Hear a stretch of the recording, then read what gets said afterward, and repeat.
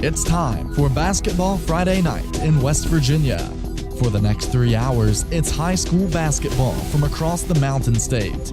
Live from Marshall University, here's your host, Ryan Epling.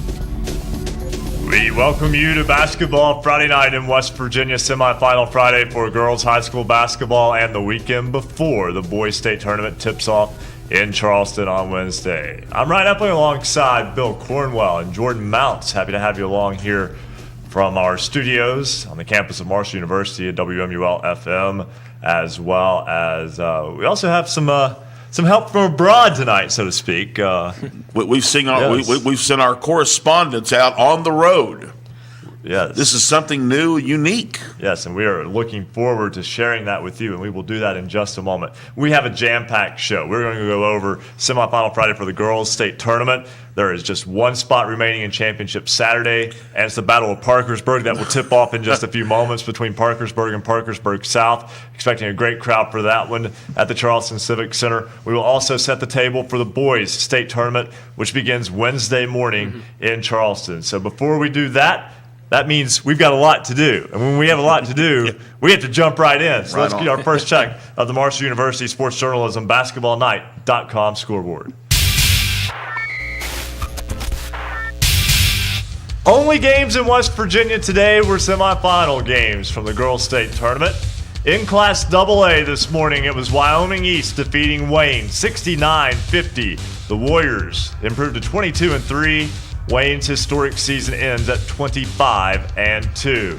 The Warriors will take on North Marion in tomorrow's championship game. The top-seeded Huskies rally from a 16-point deficit late in the third quarter to defeat Frankfort 63-54. So it's 26-1, number 1 North Marion taking on 22-3, number 2 Wyoming East tomorrow at noon in the AA state championship. In single A, it was Wheeling Central handing Tucker County only its second loss of the season. Both of them were to Wheeling Central. The Maroon Knights get the win, 63-46 in the Class A semifinal, and a game that just went final. We'll hear more from in just a moment from Charleston. St. Joe back into the Class A championship game. The Irish defeat Summers County 86-46. We'll get a report on that one in just a second. Also, Class AAA, one semifinal has already been complete, and Buchanan Upshur will play for a championship for the second straight year.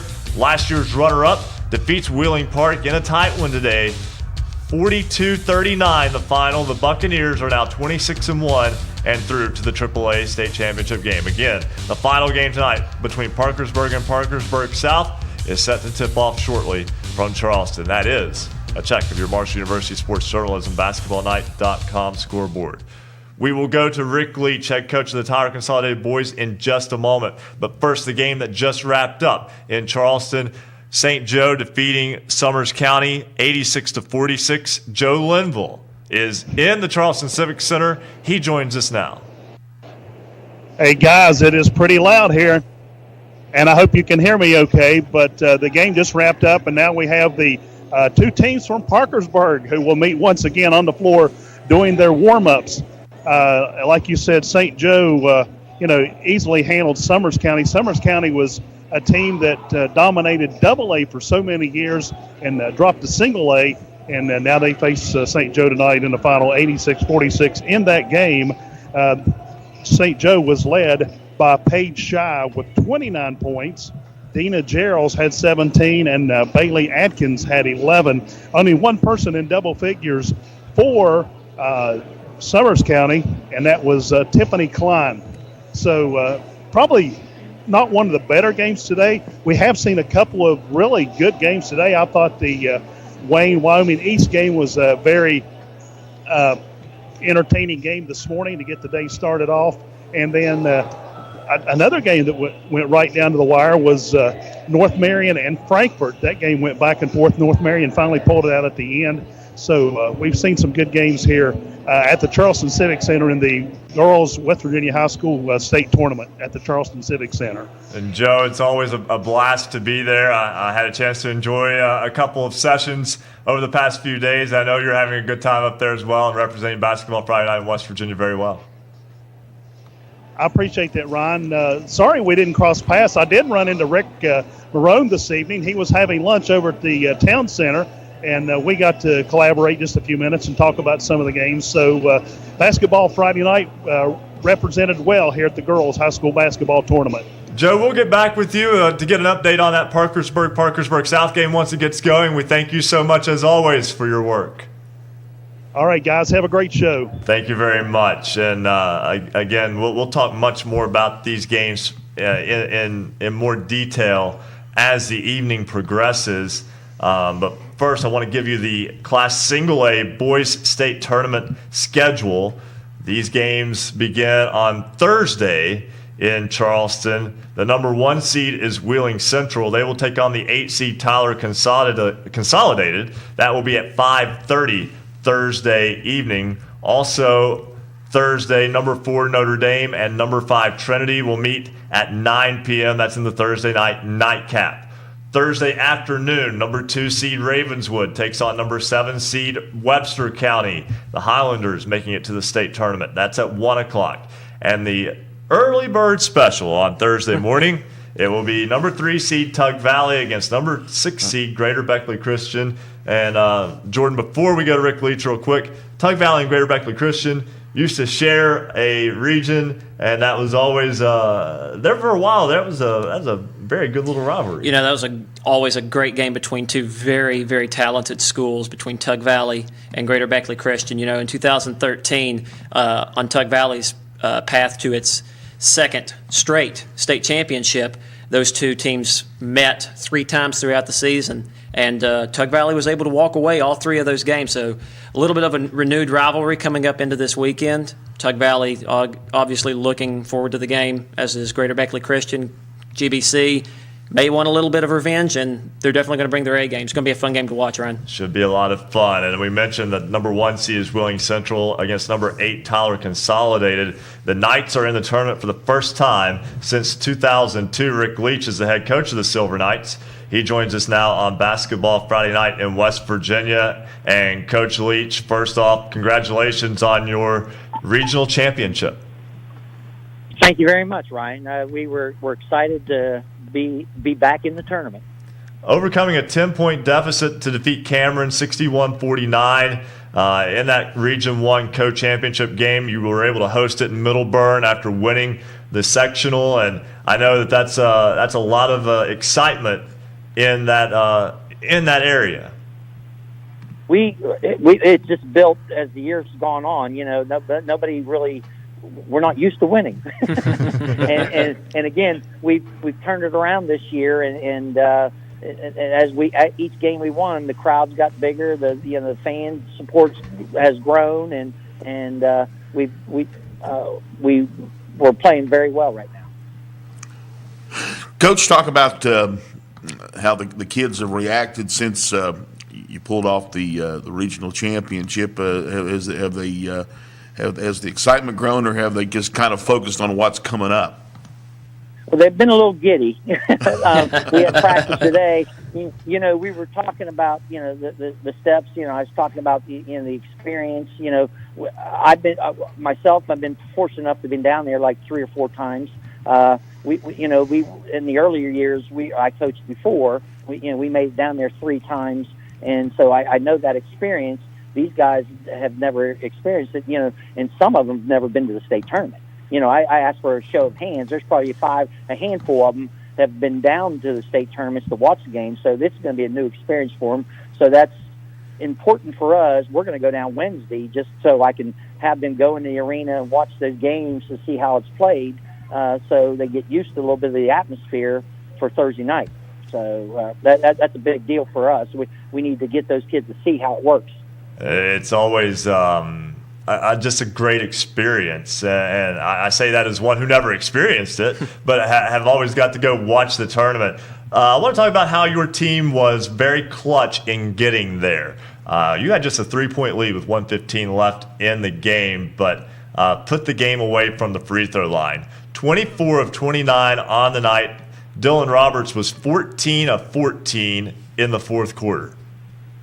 That was pretty special. I mean, we haven't seen that and again, we shot no foul shots in the first half, so we had 29 foul shots in the second half and made 24 of them. And and Dylan 14 for 14, and we had Mark Rucker was 8 for 10. I mean, and again, we practice foul shooting every day. We're not very good as a foul shooting team. I think we shoot like 64% as a team, but that it finally paid off. We practice it a lot. We have contests in practice.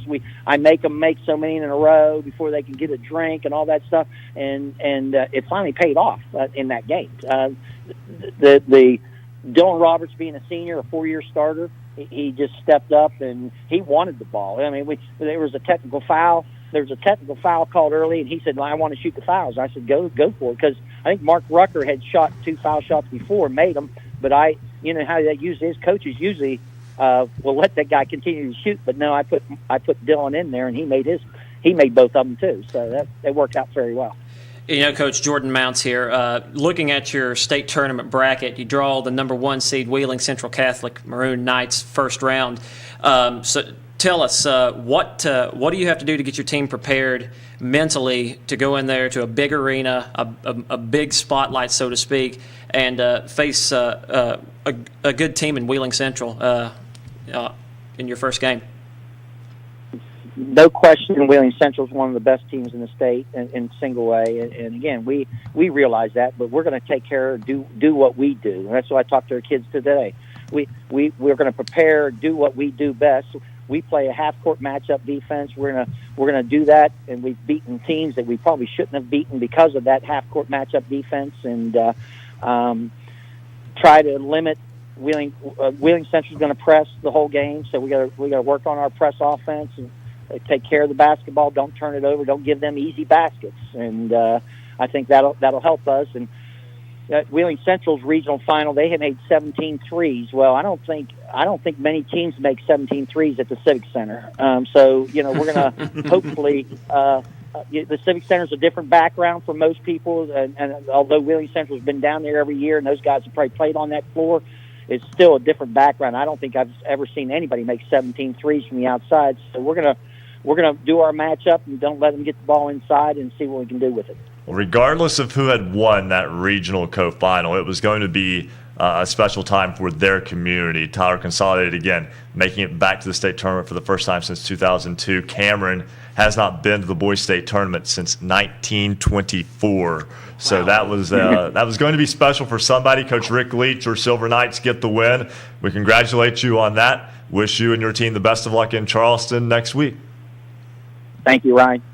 All right, again, that's Rick Leach, head coach of Tyler Consolidated. Always like to drop a little factoid in there. 1924, that was only, about the second or third year of the tournament? Right. Literally, wow. Yes. And Cameron was close. Yes. Right there on the cusp, and down 3 with a minute 15, but Tyler Consolidated gets the win, and foul shots win ball games. Absolutely, and again, those are communities that are kind of still built around their high schools. Tyler Consolidated is a newer school.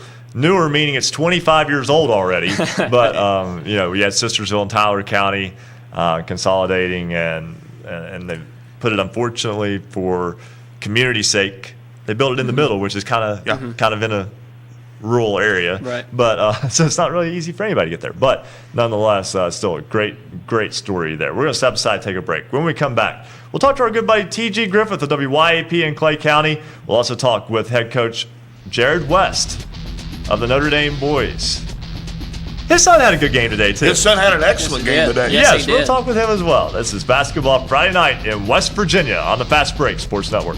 Basketball Friday Night in West Virginia will return in 2 minutes on the Fast Break Sports Network.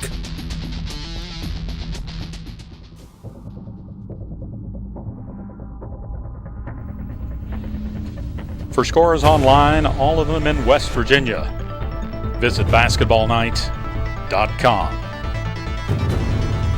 How about a chance to graduate from college not only with a diploma, but also prepare to thrive in an exciting, growing field? The Marshall University Sports Journalism program might just be for you.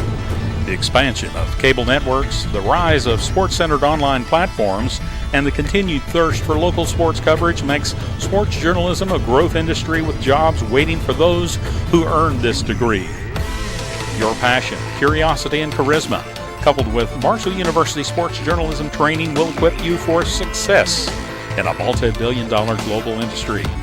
So bring your abilities and the desire to be the eyes, ears, and life of the game to our Huntington campus to learn the art of sports storytelling while covering the Thundering Herd. We'll teach you how to go beyond the scores and statistics to tell compelling stories and accurately report breaking news across multiple media platforms. Marshall University's W. Page Pitt School of Journalism and Mass Communications is ready and eager to help you start your sports journalism career. Learn more about the exciting possibilities by visiting marshall.edu/SOJMC. Welcome to Basketball Friday Night in West Virginia. Shout out to some of our newest Twitter followers, and there's been a bunch this week. Thank you for joining the Basketball Friday Night in West Virginia family. Zoe Browning, Marie Hedges, the sports fill-in, Michael, Justin Lee Odell, Lucella, Marie Hedges, Justin Lee Odell, and Jill Merriman.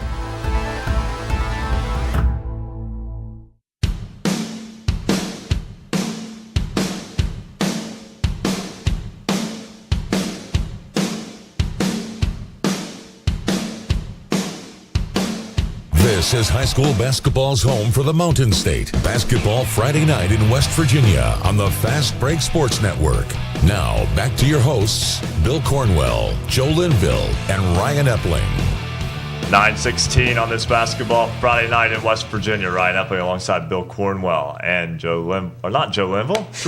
Jordon Mounts.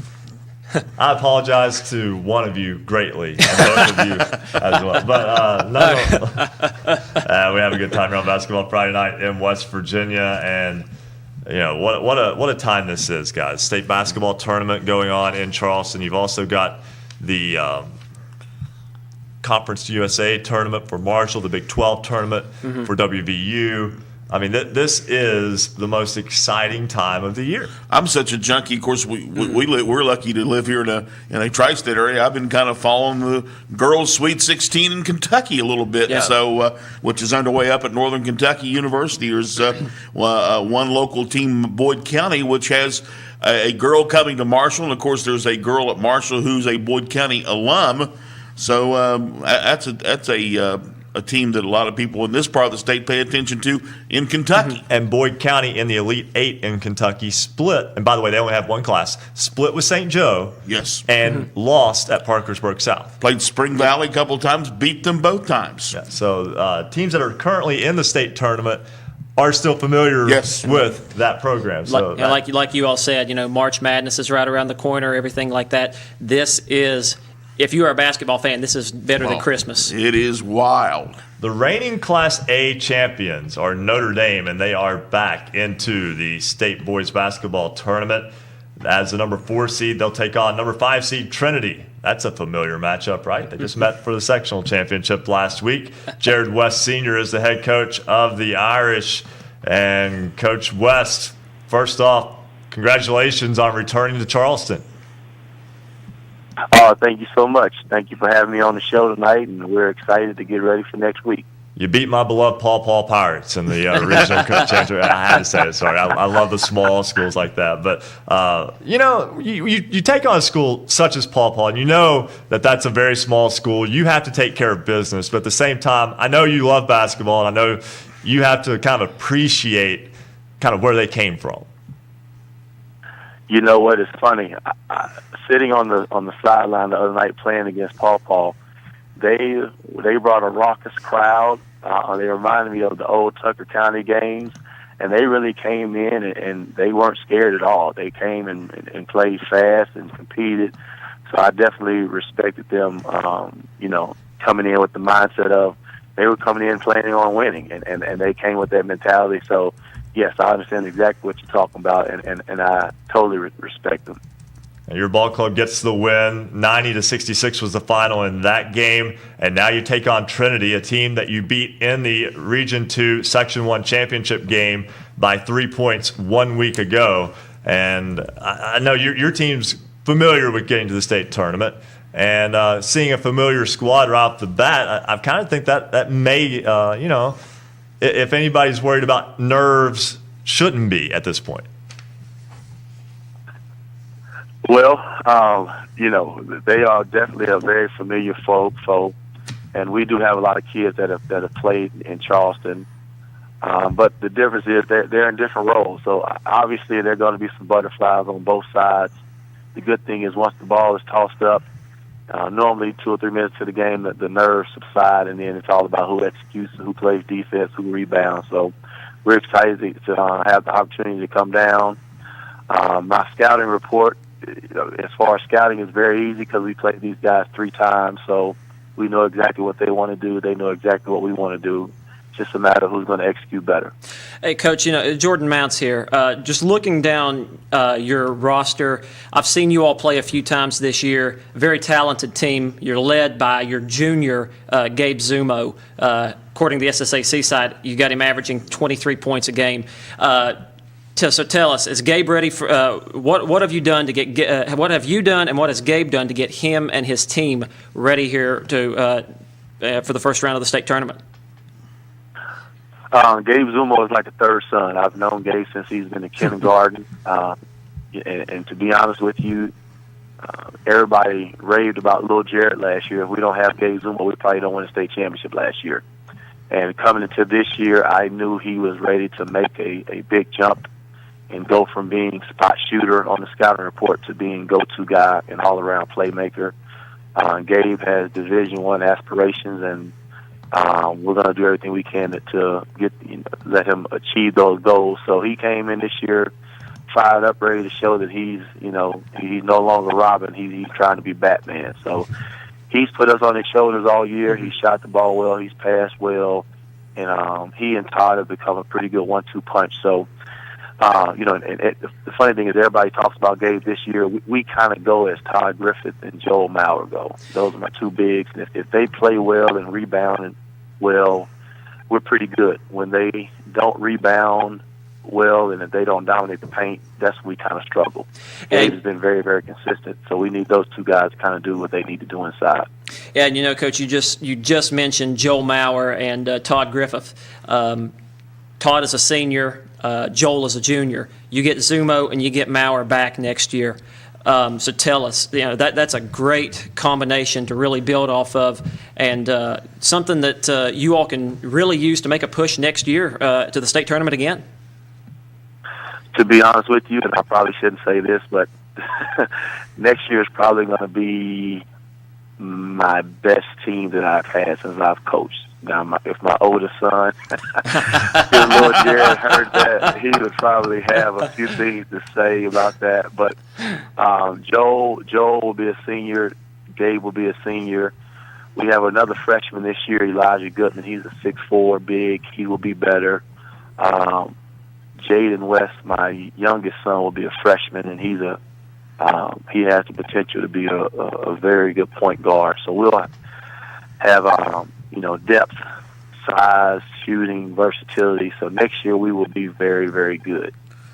Coach, this is Bill Cornwell. Your program, you've been so successful in recent years and so much talent going through your Notre Dame program. Talk about the importance of the realization with your kids, hey, we've been there. This is not a first-time thing coming up, going to Charleston.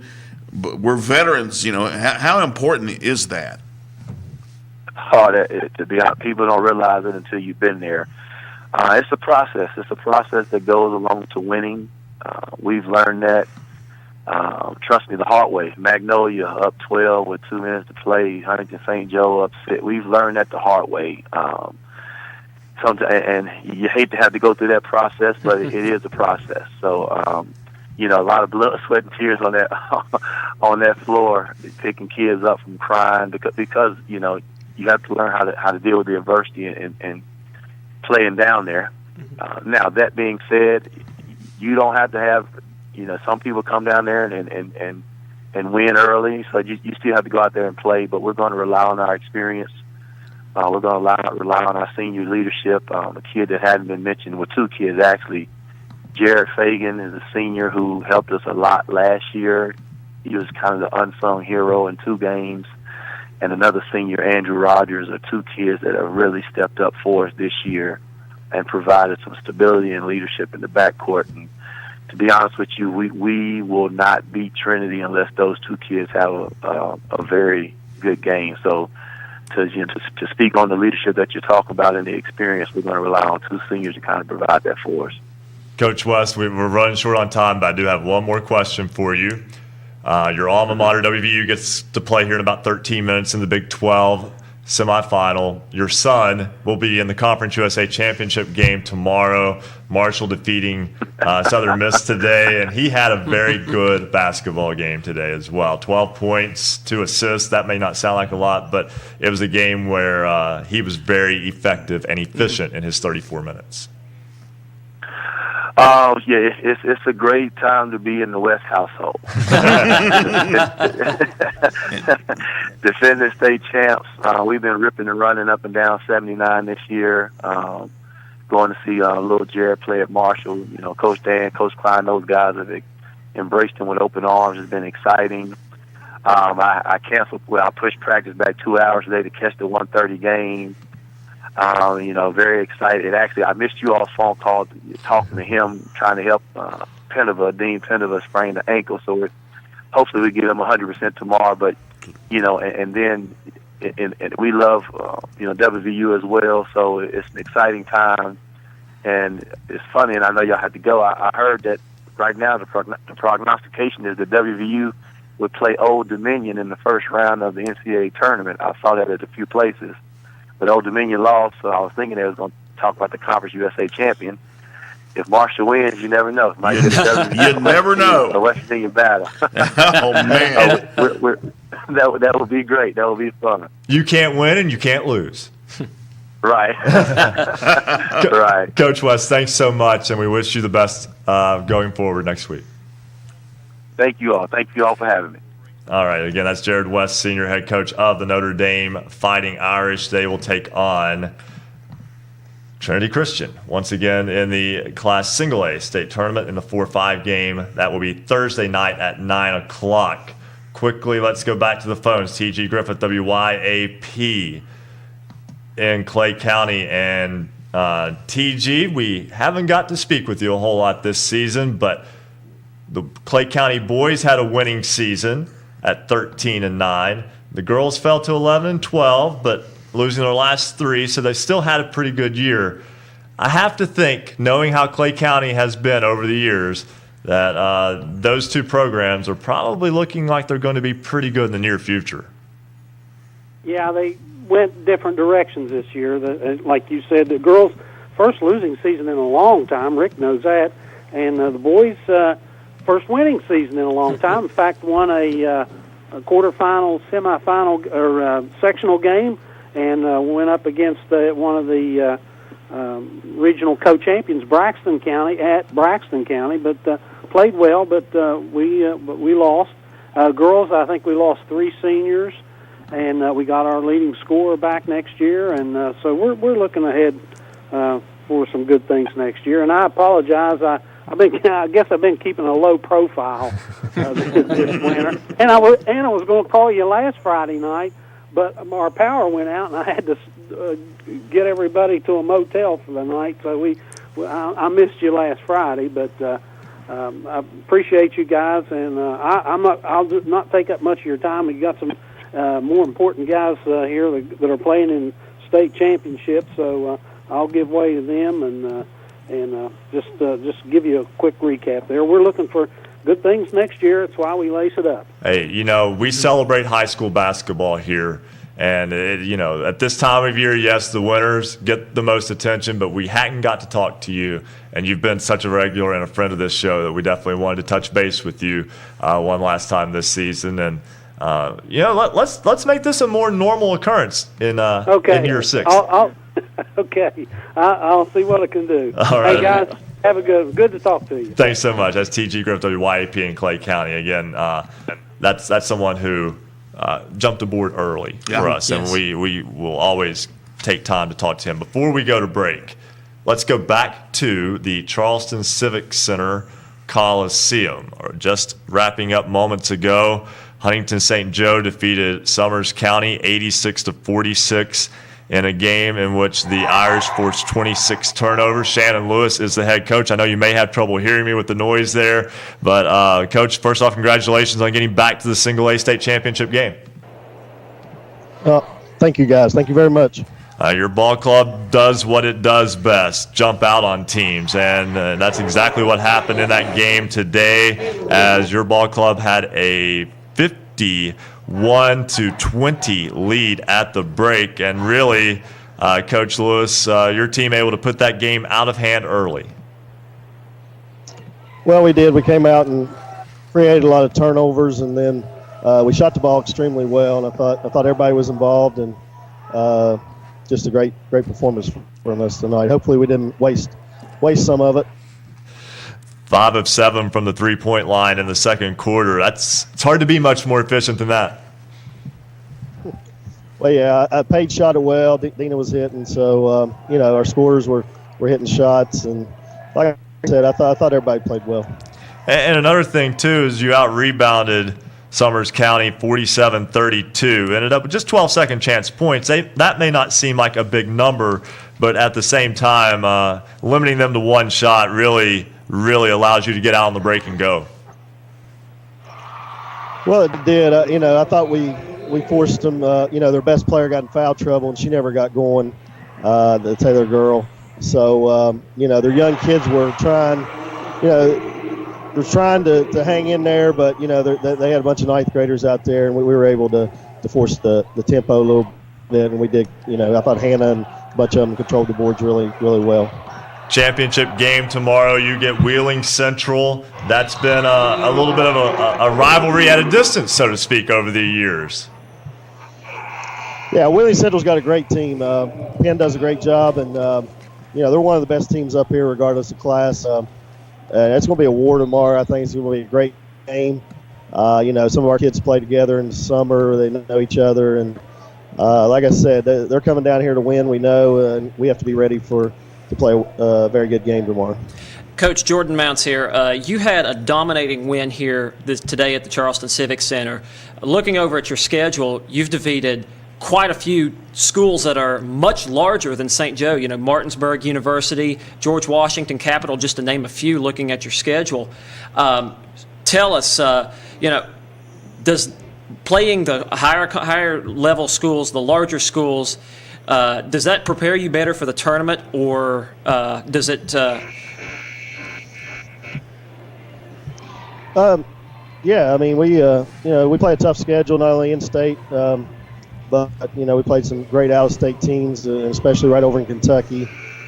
Boyd County, Ashland, Russell are all great teams, and we travel and play in a few tournaments, and anytime you can emulate great athleticism and speed. To get your kids prepared for this place up here, the big floor and stuff. I know it's hard. Some teams don't get the schedule as well, and that's they're in conferences and stuff. But it's hard to emulate that speed sometimes when they haven't seen it, very often. Shannon, this is Bill Cornwell. But just put in perspective what you're facing tomorrow.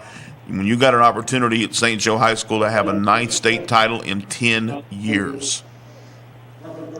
Well, I mean, we've had some great players here, and kids that work hard. These kids work hard. We got a tough test tomorrow. Wheeling Central is one team that definitely, will cause us problems. They're well balanced and so forth. Michael was here tonight. Johnson. Obviously she was a great player for us. It was good to see her.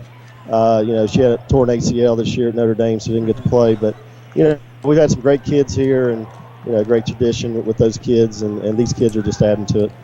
And Coach, before we let you go, I'll just throw this at you real quick. I know this will be kind of off the cuff a little bit, but Boyd County is up 44-30 over Manual in the Elite Eight in Kentucky.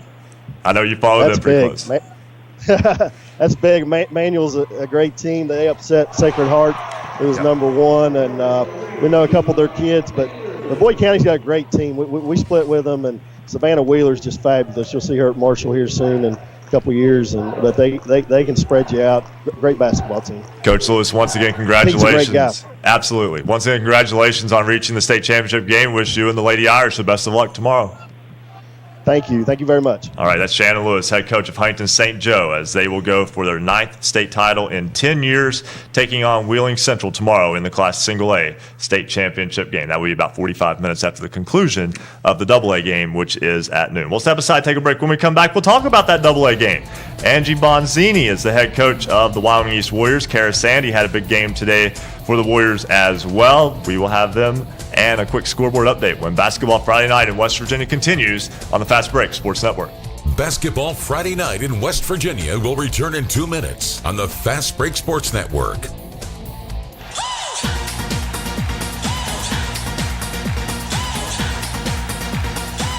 For scores online, all of them in West Virginia, visit basketballnight.com.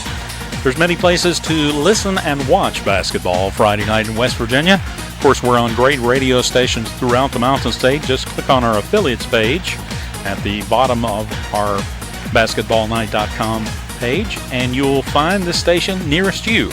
You can also watch our high-definition video on YouTube.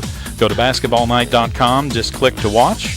We're also on Facebook Live, thanks to RSN Sports. We're on the RSN Sports Facebook page. You can watch us on Facebook Live. We're also on Periscope. Follow us on Twitter, @hoops_roundup, @hoops_roundup, and you can watch us on Periscope. Statewide, we're on Suddenlink, Network West Virginia, and in the Huntington area, we're on Comcast, Channel 25. If you're watching right now, you see lots of pictures that you send in to us. We appreciate everyone sending in your pictures. Make sure you send us your best tournament pictures. Send them to us by Twitter, @hoops_roundup, @hoops_roundup. You can also send them to the RSN Sports Facebook page. We'll get them from there. Or you can email them to us. Email them to scores@basketballnight.com. Scores@basketballnight.com. Give us your best pics of your team and your fans, and become part of Basketball Night in West Virginia. Shout out to some of our newest followers on Twitter, including Riley Meadows, Jaden Stewart, Jay Hayden, Mike Dudek, Garrett, La Flama Blanca, Grace McFarland, Michaela, Keith Stone, Jamie Paris, JD, and Emily Parker. They're all part of the Basketball Friday Night in West Virginia family.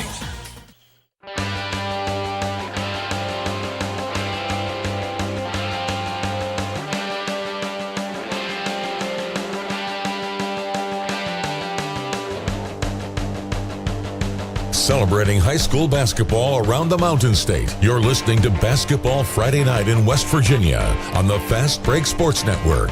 Now, back to your hosts, Bill Cornwell, Joe Linville, and Ryan Epling. 9:37 on this Basketball Friday Night in West Virginia, as we are keeping track of the game that's in progress. We'll get a report from the Civic Center again in a moment. It'll be a little bit still, but Parkersburg leads Parkersburg South 22-16. That game is still in the first half at the Charleston Civic Center in the Class AAA semifinals. The winner will take on Buchanan Upshur. We'll do a scoreboard of games in a moment, but I want to go back to the phone lines right now. Earlier today, Wyoming East punched its ticket into tomorrow's Class AA state championship game. The Warriors defeated Wayne by a final of 69-50. Angie Bonzini is the head coach of the Warriors. Kara Sandy is a senior, kind of a wing player for Wyoming East, and she's kind of the X factor in many ways for that team as well. They are both with us now. I know you have an early game, Coach and Kara, so we'll try to keep this kind of brief, but at the same time, I want to mention before I even ask you a question, we have a shirt here on set that we just got, and I want to give a quick thank you to the people who made that possible. We had help getting that shirt from Michaela, hand shoemaker, a Marshall student, and a St. Mary's fan who brought us the "This One's for G" shirt that the Wyoming East girls were wearing after the injury to Gabby Lapardis in Wednesday's game against Lincoln. And Coach Bonzini and Kara Sandy, we'll talk first with Coach Bonzini. Your ball club today, a little bit of a sluggish start, but After falling behind 13-4 immediately, went right back into that game and went on a 21-6 run, extended that out, ended up with a 6-point halftime lead, and you were able to pull away in the second half. What flipped the switch for you guys today? I think we were a little bit sluggish going out because I don't know if it had to do with the morning time game or whatever, but I think we got into our rhythm and we got more up-tempo. We started pressing a little bit, and that caused us to get up and down the court, and we had shots that started to fall. And we mentioned playing without Gabby Lapardis. Again, she injured her knee in the win over Lincoln, and I was there, and that was the most quiet I've ever heard the Charleston Civic Center during a game. And I know that for you and for that ball club, that was a very emotional moment. It really was. It was eerie being on the court. Like you said, I think you could have heard a pin drop. We hated it for Gabby. She's our leader. She continues to be our leader just off the court right now. Coach Jordon Mounts, you lose Gabby Lapardis there in Wednesday's game, but you still have 2 more ball games to play here in Charleston. So tell us, how did you rally your team around her, and how have the girls responded here, obviously, to lead yourself to the AA state championship?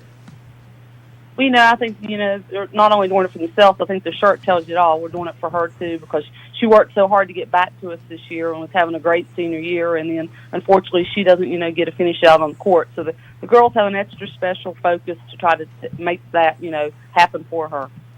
Also thought today that it's very bittersweet, I'll say that, but also thought today that having the experience of having to play without her last year and having so many players back this year, I hate to call it a blessing in disguise because those aren't the right words for it, but you were still used to being able to play without her. I have to think that may have actually helped today. Well, I think, we got in deep foul trouble, and I think the experience that we had to get last year from not only Gabby's injury, but Kara was out most of the year, and we had other injuries as well. Kids gained experience that they normally wouldn't at a younger age. And I think you're right, it did help us this year today's game, because the fact is we got in some pretty good foul trouble in the first half. And Kara Sandy also with us on the phone. And Kara, today, your ball club needed you to step up. And today really, you really did that. It was a big game for you in terms of 22 points on the morning.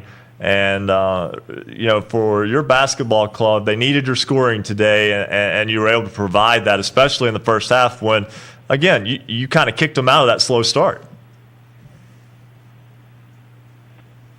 I just think that the first game, I came out a little sluggish. My nerves were a little with me, but I wasn't hitting my shots. My defense was okay, but I just really wanted to concentrate and going out there and not thinking about it so much and just going out there and playing like I know how to play. And I knew the team needed me, Gabby needed me, and I want to go out with a bang. It's my last senior year. I have a lot of decisions I have to make coming up.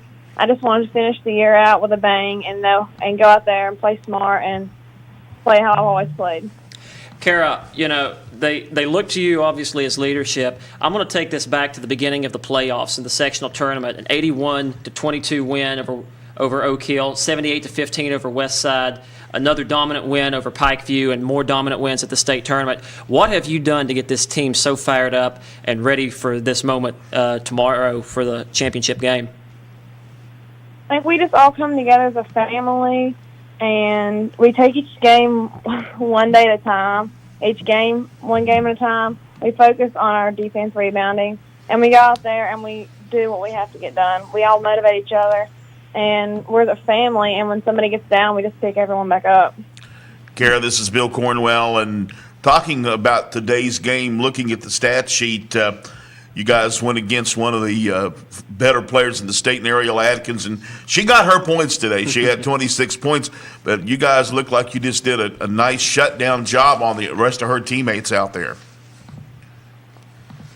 She's a great player, and she did score big for them, but we just come out there and we try to do our best playing everyone else, and she had a great game today, and that's really all. We all just tried to play our best defense, and she was the one that scored for them today, but we were pretty much well stopping the other ones. And Kara, you obviously did a lot offensively, but Have to mention Jazz Blankenship as well, stepping over to play a lot of point guard, not exclusively, but doing a lot at the point guard spot. 11 assists on the day, 18 points. She really kind of kept things going as well, and she's able to step in with Gabby out. Jasmine really stepped up big. She played a lot. She played a lot with Emily and a lot of them last year. Yeah. She really stepped up big to play for us. She's a great ball player, great handler, and she stepped up a lot of leadership also. And we believe in each other and we believe in ourselves. And tomorrow we're just going to go out there and play how we've always played. Tomorrow you take on North Marion and Coach Bonzini. I know this has been a great senior class, and for Kara is one of those seniors. And, well, I hate to say it, it's an emotional time, though, because win or lose, that's the last game that group gets to play together. Absolutely. They're a special group of young ladies off the court as well as on the court. We look at their athletic ability, but they're great young individuals off the court as well. And I think we showed a lot of characters the last 2 years. And I think this year has been extra special because they realize this is, as a collective group, this is the last time they'll get to come to Charleston. And I think that's made it extra special. We've been blessed to get back to the championship game. Coach, a tremendous team, a tremendous season, and what's setting up to be a great game tomorrow with number 1 ranked North Marion, high noon for the AA State Championship. Congratulations on the run into the championship, and wish you and your ball club the best of luck tomorrow. Thanks a bunch. All right, and that was Angie Bonzini, the head coach of Wyoming East, and Kara Sandy, senior basketball player, who, again, was fantastic today. I do want to say, I'm going to step here for a second. People who follow along this program know that I'm a Wayne alum. I had a chance to go to that ball game, and Wyoming East is a first-class operation. That's a ball club that is very, very good, and good enough that if they wanted to rub it in on you at times, I'm not talking about the way they play. I'm talking about just actions on the floor. They could. They don't. They go out, they play basketball. They let their basketball tell the story. They don't have to run their mouths. They just let the game do the talking. Exactly, and they play with a lot of emotion, a lot of energy, and definitely, that was a good run for Wayne, and they'd won 24 straight games going into that one. They finished the season 25-2, and I know that's a community that's very proud of those fighters. Yeah, and what was special about that was how the community in Wayne really fell in love with this group and started supporting, and hopefully they'll continue to support Wade Williamson in this girls basketball program because they got an opportunity to do a lot of more good things out at Wayne. It's been an interesting ride for North Marion as the number 1 ranked Huskies had to survive a first-round game with a shot right before the end to win it. They were behind by 16 today before coming back to win. We're going to let Coach Mike Parrish tell us about that and get us ready for the AA State Championship game tomorrow from their perspective as the Huskies will take on Wyoming East. We'll do that after the break. This is Basketball Friday Night in West Virginia on the Fast Break Sports Network. Basketball Friday Night in West Virginia will return in 2 minutes on the Fast Break Sports Network.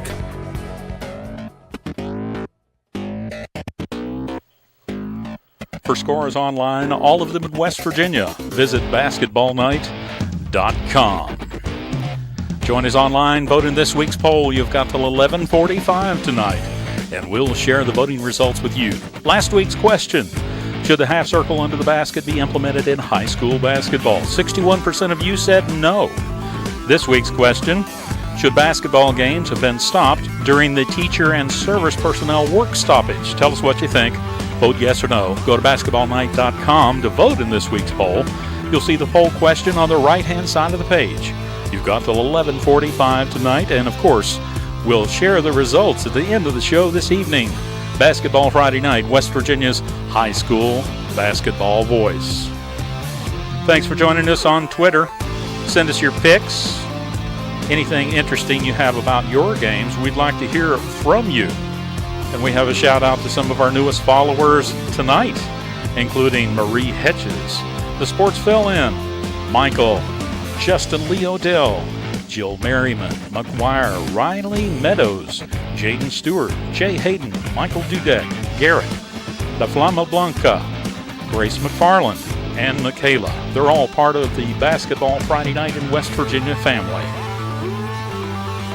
Also coming up tonight, we have a new addition to the Standout Athletes of the Week from Cameron.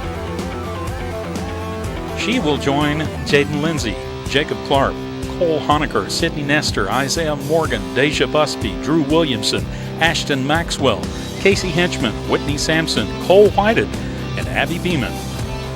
Every week, we choose a Standout Athlete of the Week here on Basketball Friday Night in West Virginia.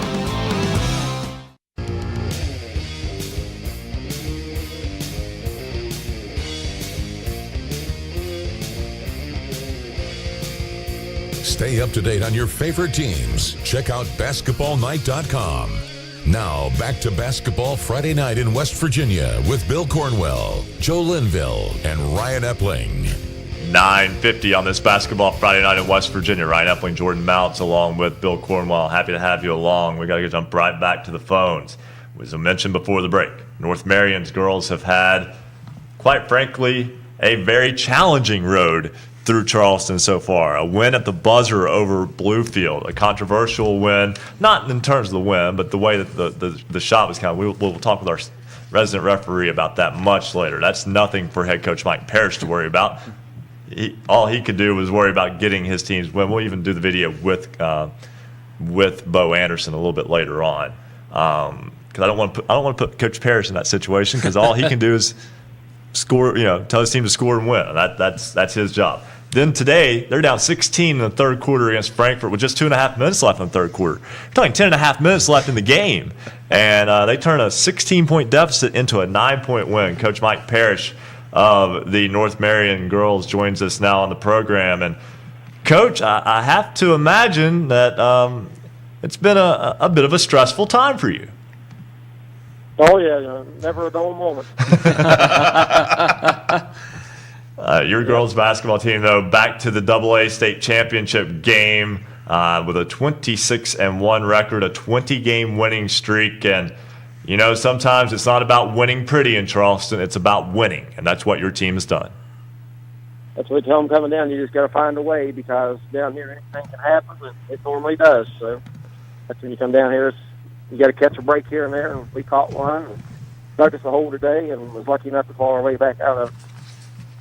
And Coach, I have to mention, too, and correct me if I'm wrong here, I believe you told me earlier this year when we had you on that you lost all 5 starters from last year. Is that correct? Yeah, all starting 5 kids last year were all seniors. And the kids that we have now is like we had like the white platoon, the black platoon. That's like the first 5, the second 5. And these kids played a lot of big game situations. It was a real good experience for them, and they get the battle with that first 5 from last year's day of practice. So it made them better. 35-10 run to end the ball game. I know that some of that has to do with just making shots, but I also have to think there's some mental toughness that goes into that as well. Heart. These kids have heart. They got down, but not out, and they kept battling, fighting, falling back. Finally, one of the timeouts, I said, "Hey, I've done all I can do for you. It's up to you all now. You got to get out. You got to fly around. You got to make shots. And make some things happen." I said, "We just looked sluggish there at the beginning." Coach, according to the SSAC website, you're only losing a couple of girls here from this team for next year, and your leading scorers, Hannah Shriver and Taylor. I know I'm going to get this wrong. So, yeah, there we go. Appreciate that, Coach. You're losing. You're getting those 2 girls back, both averaging in the double digits. So tell us, you're in the AA. You're in the state championship this year, and your 2 leading scorers are coming back next year. What's that mean as far as next year, the outlook for next year? Yeah, our 2 seniors have been great for our kids. They got along. They've been good leaders for us this year. And our junior class, and then Bonamici is a sophomore. So having those 3 kids back will be a lot of experience and leadership for us to have next year when we come back down. And as I told you earlier, I've always thought of North Marion as a program over individual talent. Obviously, it takes the individuals putting the work in, but that's why you lose 5 seniors from a year ago and are ranked number 1 and playing in the AA state championship tomorrow. You take on Wyoming East. I think that's a matchup that a lot of people look forward to for a while now. Just tell me about what you've been able to, now that you're there, the time's upon us, noon tomorrow. Tell me how you're feeling and what you've been able to see from Wyoming East in the last 2 to 3 days. We're feeling pretty good. I told our girls they can't afford to dig a hole in the first half tomorrow like they did these last 2 games. And going to put 4 quarters together. And if you want to be champions, that's what it's going to take. Coach Mike Parrish of the North Marion Huskies. The girls will play in the AA state championship game tomorrow against Wyoming East. Coach Parrish, thank you so much for joining us. Best of luck to you and your Huskies tomorrow. All right, thanks a lot. Appreciate it. Thanks for all you all doing basketball Friday night. Hey, thank you so much. And we'll get to Mookie Collier after the break from Bluefield as the Beavers will be in the AA state championship. We're running kind of tight on time here, so I want to just kind of keep it here until we get to the hard break here at the bottom of the hour, and then we'll or the top of the hour, I should say. And then we'll get with Mookie Collier and then Joe Schmidl of University, the head coach of the Hawks. But Bill, when you talk about a program, North Marion's girls, they had the 3 state AAA state championships before moving down, and how many teams replace 5 seniors and then go get the number 1 seed and go to the state championship game? That is a community that has a good feeder system. That means middle schools. That means youth leagues. They've encouraged a lot of girls basketball at a young age, and it's obvious that there's a lot of commitment in that North Marion community. If you're able to reload and not rebuild, and that's reloading. Yes. And Jordan, for that ball club too, and we'll talk about that controversial finish against Bluefield a little bit later on in the program. Long story short, 0.3 of a second on the clock is not enough time by rule. With 0.3 or less, you cannot catch and shoot. With 0.3 on the clock, they caught and shot, and the basket was counted. And that was a 2-point game and a 2-point win for North Marion on a shot at the buzzer. But and I didn't want to get really too deep into that with Coach Parrish because Jordan, as a coach, that you can't worry about that. You just got to play and do what you can control. And they caught a break and they've made the most of it. Ryan, like you said, a win is a win is a win is a win. And that's just all there is to it. It doesn't matter how you get it. I'm sure Coach will take it. He's in the state championship. He's not complaining. And that should be a fantastic game at noon tomorrow between Wyoming East and North Marion in the girls' AA state championship game. Coming up after the break, we'll get you a scoreboard update. We'll also get an update from the Charleston Civic Center Coliseum on the ongoing Parkersburg South girls AAA semifinal game. We'll also get you the update of the scores from earlier today, and we'll set the field for the AA boys state tournament, which begins bright and early Wednesday morning in Charleston. That's all when Basketball Friday Night in West Virginia continues here on the Fast Break Sports Network. Basketball Friday Night in West Virginia will return in 2 minutes on the Fast Break Sports Network.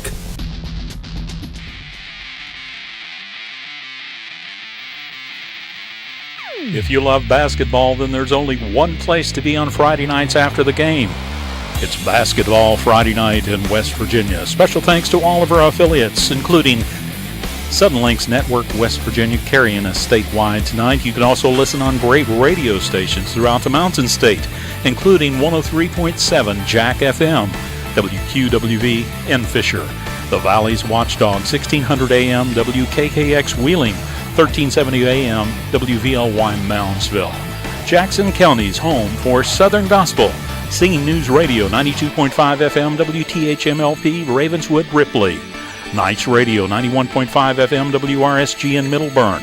Talk Radio WRNR Martinsburg, 740 AM 106.5 FM. Classic Hits 106 WHFI Linside, 106.7 FM. 95 The Sports Fox WBES Charleston, 950 AM.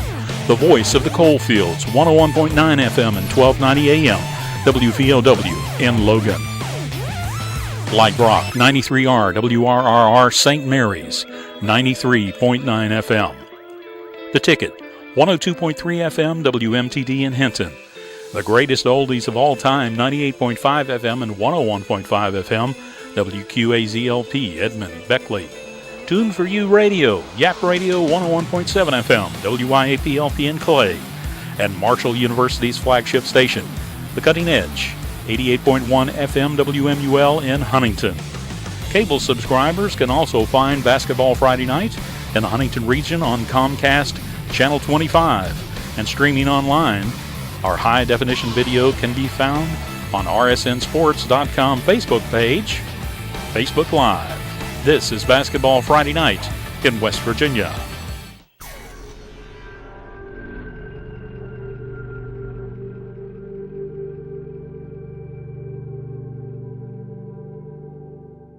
Welcome back to Basketball Friday Night in West Virginia. To join tonight's program, call 855-78-HOOPS. That's 855-784-6677. Follow us on Twitter @hoops_roundup for all the scores all the time. And visit basketballnight.com for a comprehensive look at schedules and standings for every team in the state. Stay tuned. Another hour of Basketball Friday Night in West Virginia begins right now. 10 o'clock on this Basketball Friday Night in West Virginia. Ryan Epling alongside of Bill Cornwell and Jordon Mounts. Happy to have you along. We will talk with Mookie Collier in just a minute. And we'll also talk with Joe Schmidl, head coach of the University Hawks. Right now, I want to do a quick Marshall University Sports Journalism BasketballNight.com scoreboard update. We'll just rattle these off real quick. These are all the girls' semifinal games from today. Single A, Wheeling Central defeats Tucker County 63-46. Maroon Knights will take on St. Joe. The Irish beat Summers County 86-46. Also today in Double A, it was Wyoming East 69, Wayne 50. It was also North Marion 63, Frankfort 54. So North Marion and Wyoming East in the Double A championship game tomorrow at noon. AAA Buchanan Upser survives an upset bid from Wheeling Park. 42-39 the final in that one. The top-seeded Buccaneers will take on the winner of the Parkersburg South game. That game is at the half. Parkersburg leads 37-33. That's your Marshall University BasketballNight.com scoreboard update. Speaking of that Parkersburg South game, our Joe Linville joins us live from the Charleston Civic Center Coliseum with a halftime update on that one. Hey, guys, we got another good game going. This is the fourth time this season that Parkersburg and Parkersburg South has met on the hardwood at the half. Parkersburg leads this one 37-33. Just quickly in scoring for Parkersburg, we have a couple players in double figures. That's Brianna Wilson with correction. That's Mady Mace with 13, Shaylee Kirby with 10. And on the other side for Park South, they are led by Devin Hefner with 12. So a real good game. We'll give you an update as this one progresses on throughout the evening here at the Charleston Civic Center. Thank you so much, Joe. And we'll talk with Joe Schmidl, the head coach of the University Hawks, in just a moment. Right now, though, we bring in Mookie Collier, senior for the Bluefield boys basketball team. Also the Kennedy Award winner this year on the football field as the top high school football player in West Virginia. He's got the Beavers back in the AA state tournament. Bluefield, the 5 seed, will take on 4 seed Philip Barber Wednesday night at 9 o'clock. Mookie, first off, congratulations on you and the Beavers getting back to Charleston. Yes, sir. Thank you so much, sir. I really appreciate it a lot. And what a year it's been for you. Football state championship, state player of the year, and now basketball getting to Charleston. It's hard to imagine your senior year could be off to a much better start. All right. It's just all the hard work and stuff I've, not just me, but the teams as well, just put into this year. And hopefully, in the previous years, I've been put out, in the first round. So I hope and pray that this year is different, sir. Your basketball team is 19-4 on the season and getting ready to take on Philip Barber. I know that's someone that's a little bit different in terms of teams that you have played in the past. And you were able to beat Oak Hill, though. I want to talk about that real fast. Oak Hill in the Region 3 co-championship game. That's a very good squad. You had a very difficult road just to get to Charleston, even going back to the sectional championship game, which was an overtime win over Shady Spring. Yes, sir. Our section in our region is probably one of the toughest, sir. And going against teams like, Shady, Westside, and Oak Hill is just, that just prepared us for the game that we played, against Oak Hill. And, we started off fast and try to maintain the lead, and God bless us with a win. So I think winning that game and really built our confidence up into going into the tournament, sir. Mookie, this is Bill Cornwell, and talk about your personal health, because it has been a long sports season for you. You go right from the Super Six, and of course you have to take some time and get some practices in before you can start playing basketball. But for you, basically, it's been nonstop since last summer. Oh yes, sir. I've been doing this, since my freshman year. I go from football to basketball. From after basketball, I go to track, and it's very difficult, but it's just something that I do, and I just know it's just going to better me for my future, sir. Mookie, Jordon Mounts here.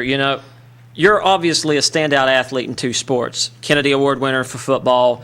Basketball, you are leader of your team. You're a 20-point average. You average 20 points a basketball game. Tell us, the team obviously looks to you for leadership, not only scoring, but I'm sure in many other ways. And I'm sure you're looked at as a leader in your school as well. So just tell us, how do you manage to do it? I just outside of my sports and stuff, I want people to like me for my character, not just for the Mookie Collier that's good at football and basketball and good at track, but just for the person I am. And just I think that's just what kind of sets me apart from other people, because a lot of kids that good at sports is kind of a little arrogant or whatever, but I carry myself in a different way, and I think my character is people like me, sir. Mookie, there's no doubt that from the folks I've talked to from the Bluefield area, character has never been in question. Special for you. guy. Absolutely. It's been a special season for you as well. And wish you and the Bluefield Beavers the best of luck in the boys Class AA state tournament next week in Charleston. Yes, sir. Thank you so much, sir. We appreciate it a lot. All right. Once again, that's Mookie Collier, and somebody's going to get a good athlete in some sport at the next level. Yeah, exactly. I'm not sure that he's committed anywhere, and he is something special. But I love the kid's attitude. I've heard him speak in various places, and he's a leader, but he's a humble kid too. You can tell. Absolutely, and we've set the stage for single A and double A over the course of this program. The triple A. Actually, let me back up. I didn't set the full double A schedule. Let me do that real fast, and then we'll go on to triple A. We'll have Coach Joe Schmidl of University with us in just a second. Let's do this up first. The boys state double A tournament again begins Wednesday. Number 1 seed is undefeated Fairmont Senior. The Polar Bears take on 8 seed Braxton County at 5:30. That will be Wednesday evening. The nightcap will be number 4 seed Philip Barber against number 5 seed Bluefield. The 1 o'clock game is number 2 seed Chapmanville against number 7 seed Bridgeport. And in the 3-6 matchup, 9:30 Wednesday morning to start the state tournament, West Side takes on Winfield. Now the AAA state tournament, and again, the AAA quarterfinals split between Wednesday and Thursday. Wednesday, it will be number 2 Parkersburg South and number 7 Musselman playing at 11:15. At 7:15 Wednesday evening, it's a city game. Number 1 University and number 8 Morgantown are going to play. Again, that's just how it goes. We'll talk with Joe Schmidt in just a moment about that. Also, then on Thursday, quarterfinal round game, number 4 Martinsburg, number 5 Woodrow Wilson at 11:15. And at 7:15 Wednesday evening, number 3 seed George Washington takes on number 6 seed Huntington. Now we go to the head coach of the University Hawks, Joe Schmidl, who is with us now. And Coach, you go all the way to Charleston, and you're going to take on Morgantown. I'll tell you, it's crazy. And we had a feeling this might happen. And Coach Tallman and I were hoping that if it did happen, it wouldn't happen until the finals. Either one of us were fortunate enough to get there, but not to be. And Coach, I have to say, I do feel that your team, I do feel that also that Parkersburg South and George Washington have kind of separated themselves, but I think any of the 8 teams there can win it, and that's not always the case. I couldn't agree with you more. You know, I've talked to Coach Green from PW and a few of the other coaches around the state, and everybody thinks the same way. Any of those teams could win it. You know, I thought Capital was another team that was just an upper class team that if they wouldn't have got knocked off by Woodrow, that had a chance. I mean, any of those teams can win it all, and I can't ever remember a time where that's been the case. Coach Jordon Mounts here. Just looking at your schedule, your team is obviously a very high-powered offensive team. You've dropped 100 points on 5 occasions this season. But I'm also looking at your schedule, and the 2 games that you've played against Morgantown, or rather the 3 games, that you've played against Morgantown, they've actually all been low-scoring affairs. So what's different about about Morgantown that both teams are in a low point figure? Oh, it seems like the way the flow of the game goes is a big part of it. I think both teams every possession is very crucial. And make no mistake, Morgantown High School, in my opinion, is the best defensive team in the state of West Virginia. They're tough. I mean, they're a very good defensive team, very, very strong, just very disciplined, and Dave does a great job with them, and he's, they've given us a hard time all 3 times we've played them. Coaches Bill Cornwell, and playing Morgantown a 3rd time, do you kind of worry about, are we too familiar with them? When you prepare, do you worry about maybe relaxing because, we already know them. We know them real well. Well, this will be the 4th time that we've had to play them. But, both teams are just so familiar with each other, and you can't help, some people say, well, it's hard to beat a team 3 times in a season, and this is going to be 4, but you also know you've got some confidence that you can beat them. And, these kids, they've been playing against each other for a long time. Sometimes they play together in the off season, different things. And, it's just going to be whichever team plays the best, I think. I mean, would I think it'd be an upset if Morgantown beat us? I don't necessarily think it would be an upset. I mean, all these teams are good. They're in Charleston for a reason. But, I think our kids will be up for the challenge. And, I just think it's going to come down to whoever executes the best and, which team can stay out of foul trouble or, there's going to be a number of different factors, and we'll just have to wait and see. And Coach, you hit on the final point I wanted to make before we let you go, is that a lot of times a number 1 seed comes with the quote-unquote cliche bullseye. I don't know that that's the case here, because I think somebody had to be seeded 1. I think you've earned that 1 seed. Don't get me wrong in that. But at the same time, I think that everybody's going in there on an even keel. I agree 100%. And, there's a lot of responsibility that comes along with that 1 seed and having that target on your back. And, we've been one of the top, couple teams in the state all year long. And, we've been taking everybody's best shot. Don't get me wrong. We've been fortunate. We've won a couple close games, and we've had a few things go our way here and there. But, those are the kinds of things that have to happen in order for you to have a season like that. And, but none of that matters anymore. We're where we need to be now, and we got to win 3 more games if we want to accomplish our goal. And it's not going to be very easy to do. 24-1 on the season. University High, the number 1 seed in the boys AAA state tournament, and they will be in action against Morgantown Wednesday, 7:15 at the Charleston Civic Center Coliseum. Coach Joe Schmidl of the University Hawks, thanks so much for joining us.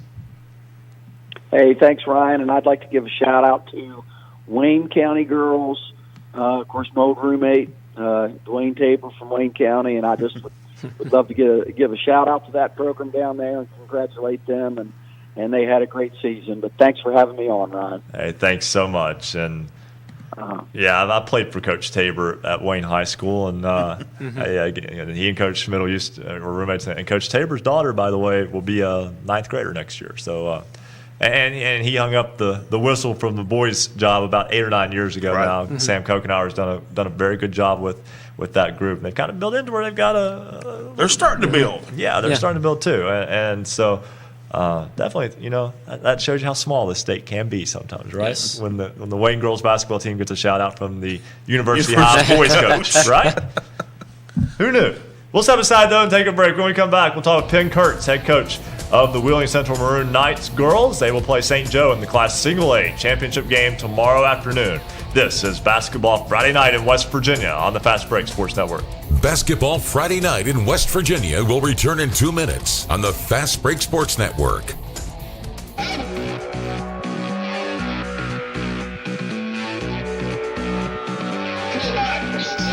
Every Friday night from 9 to midnight, we're the home for high school basketball in the Mountain State. This is Basketball Friday Night in West Virginia. Does showing up for work at a ballpark or an arena sound good to you? A Marshall University sports journalism degree can get you there. Sports journalism at Marshall is important, it's serious, and it's big business. Sports media and communications careers are some of the most competitive and marketable worldwide in a multi-billion-dollar industry. We'll prepare you to think critically, report accurately, and artfully tell the stories on and off the field or court. If this sounds like you, the Marshall School of Journalism is ready and eager to start your journey. Learn more at marshall.edu/SOJMC. Welcome to Basketball Friday Night in West Virginia. Join us online, vote in this week's poll. Go to basketballnight.com. On the right-hand side of the page, you'll see our poll question. Tonight's question, this week's question. Should basketball games have been stopped during the teacher and service personnel work stoppage? Tell us what you think. Vote yes or no. Go to basketballnight.com. Once again, it's on the right-hand side of the page. You got till 11:45 tonight. We'll share the results at the end of the show this evening. And also tonight, you'll get to meet a new member of the Standout Athletes of the Week from the Cameron Lady Dragons. She will join Jaden Lindsay, Jacob Clark, Cole Honecker, Sydney Nestor, Isaiah Morgan, Deja Busby, Drew Williamson, Ashton Maxwell, Casey Hinchman, Whitney Sampson, Cole Whited, and Abby Beeman. They were all selected as a Standout Athlete of the Week.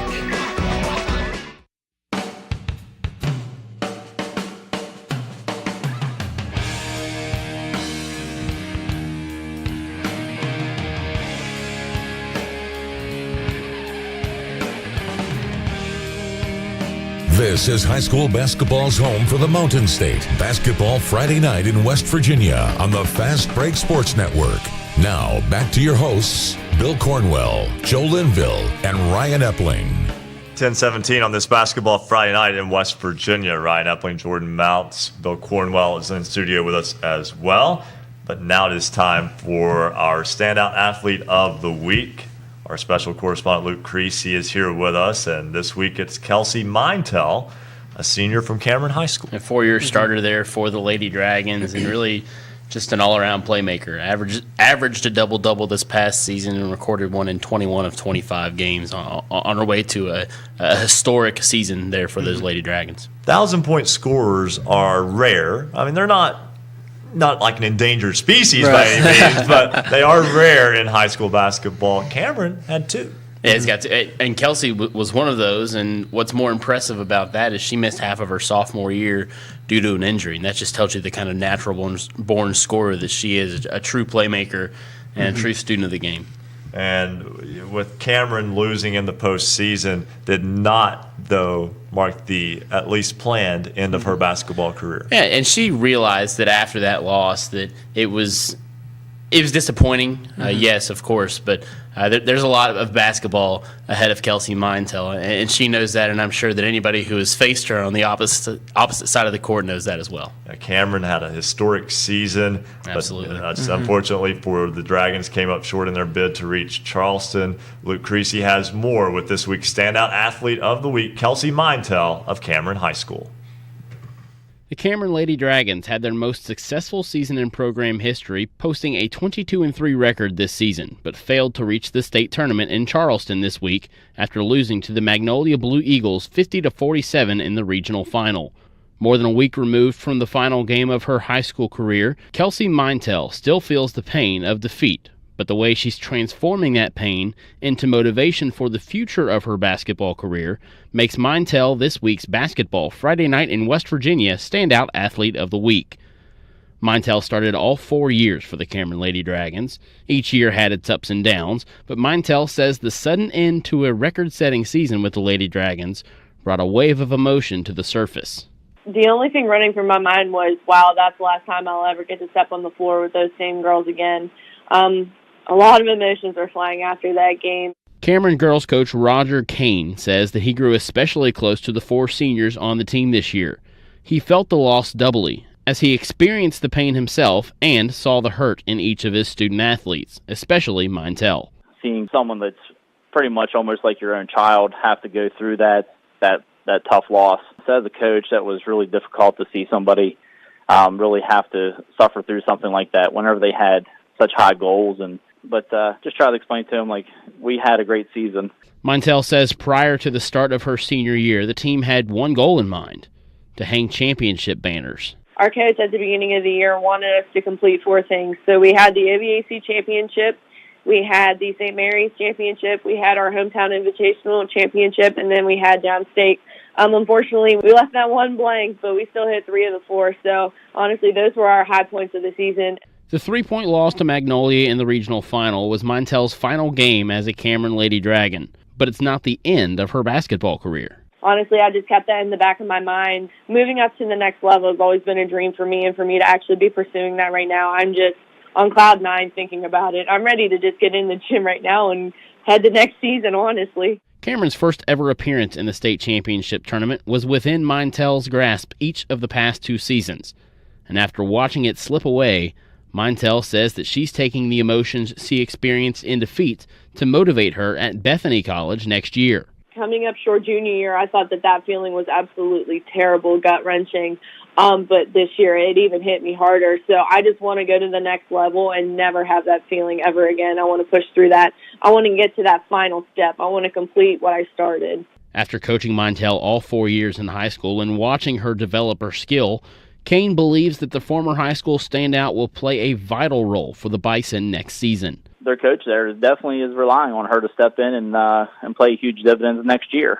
He didn't recruit her to come sit on the bench for a couple years. I think he's expecting big things from her there next year, and I have no doubt that she'll do big things there. The pain of coming up just short in the race for a Class Single-A state championship is still fresh in the minds of the Lady Dragons. However, a new challenge is just around the corner for Mintel as she moves on from Cameron High School, using the pain of defeat as motivation to excel at the collegiate level next fall. For Basketball Friday Night in West Virginia, I'm Special Correspondent Luke Creasy. Thank you so much, Luke. And I got to imagine what a difficult time, but we appreciate Katie Mintel taking time out to talk with us, as that was definitely a very difficult end to the season. Yeah. I mean, that was a great season, though, and that should be appreciated for certain. Another team that's having a great season from in the same section is Wheeling Central. The Maroon Knights girls are back into the Single-A state championship game for the second time in 4 years after defeating Tucker County this morning in the Class A semifinal. 63-46 was the final. In that one, Penn Kurtz is the head coach of the Maroon Knights. He joins us now on Basketball Friday Night in West Virginia. And Coach, first off, congratulations on once again reaching the Class A state championship game. Thank you. Thank you very much. Your basketball team this morning against Tucker County, a team that it was familiar with, and a ball game that was tight early, but the second quarter you were able to gain some separation and then pull away to pick up that win. Yeah, they're a very strong physical team. We knew going in it would be a battle, and they were able to do some things in the second quarter to slow down the pace and keep it close. Actually, they made a run at us there at the start of the fourth quarter, but we had some great senior leadership on the court for us today, and they helped us pull it through and stretch it back out and get it to a comfortable lead at the end. Riley Bennington hitting some big shots, 21 points, 4 of 4 from three-point range. And when you needed offense, it wasn't Eden Gaynor tonight, or this morning, I should say. It was Riley Bennington. Yeah, Eden was struggling, and actually Riley picked up 2 quick fouls. We had to take her out for a minute. But she just stepped it up, and that's at this time of the year you really depend a lot on your seniors, and we depend on ours. And she was a senior today out there on the basketball court for us. And your basketball team preparing to take on St. Joe tomorrow, approximately a 2:30 tip-off of that one. And I know that's one that in Class Single A, I mean, they've won 8 out of the last 9 in the Single A title game for the 10th consecutive year. That's the program you look to as the one you've got to beat to be a state champion in West Virginia. It is. Actually, we beat them in 2004 when they were starting their run, and then we've lost them a couple other times in the finals. The last time was a few years ago. We lost by 3 points. Actually, Riley Bennington and Taylor DuPlaga are freshmen on that team, so they're anxious, excited to get the opportunity to face them again. Should be a fantastic game tomorrow at 2:30 as it's Wheeling Central and Huntington St. Joe for the girls' Class Single A state championship. Penn Kurtz, head coach of the Maroon Knights, we wish you and your ball club the best of luck, and we thank you for joining us tonight. All right, thanks for having me on the show. All right, and I got a chance to watch that Tucker County game today with Wheeling Central and a very impressive basketball team. I tell you what, one thing that Coach Kurtz has done, he's kind of taken a little bit of a little bit something from the playbook of Shannon Lewis and St. Joe is they have beefed up their schedule, and they're not just playing single A teams, but they're playing higher level teams, bigger school teams, and they're playing teams on both sides of the Ohio River up there in the Upper Ohio Valley, and no doubt it has helped Wheeling Central toughen up, getting ready to go to Charleston, but they got a big challenge ahead of them tomorrow against the Irish. Jumping back to boys state tournament action as we get ready to set the stage for that in AAA. It will be number 3 seed George Washington taking on number 6 seed Huntington. That game is at 7:15 on Thursday night. An MSAC affair between those two. And the head coach of the Patriots is Rick Green. He joins us now on Basketball Friday Night in West Virginia. And Coach Green, I never thought I would say it, but I believe you have a basketball team in the South Hills of Charleston that has flown under the radar. We really have. It's just, it's kind of amazing to us. Some different things have happened. Conference changed the way you get to the title game, and is kind of interesting in itself. And then, it kind of dominoed a couple of things. But you're in the Valley, and Capital's been really good for years. And then, Beckley a little bit further south's having a good year. And then, University and South, rarely do they even lose, Parkersburg South. So, and Huntington's Huntington. So, yeah, we have kind of a little bit off the radar, though we're rated 3rd, at least in the poll. But, that's part of it. We're okay. We're fine where we're at. We're good with it. Rick, Bill Cornwell here, and certainly talking about MSAC schools, and they always have the presence in the state tournament. Same thing this year. And for folks around the state who don't understand, even the lower level teams in the MSAC, they come and bring it to you every night, and it's a gauntlet to play in that league. No doubt it gets you ready for this postseason time. Oh, I definitely think so. And it's like you said, the guys are so caught in the middle or lower. If you're not ready to go on those nights, then, they can beat you as well. And it kind of shuffles. Everybody runs a little bit in cycles, and you just can't count on anything year in and year out. Midland's been down a little bit, but Coach Chafin's doing a great job with that, so I know they're going to climb right back in the mix of things. He's going to keep that going. Spring Valley's been down a little bit, but Coach Maynard does a great job with those kids. So that's just two that's kind of been down that I think you're going to see come climbing back up in the top of things. So it doesn't get any easier, but that's the fun part of it as well. And, you know, if you compete in an MSAC, especially the upper level guys, then you feel like you can compete across the state. Coach, Jordon Mounts here.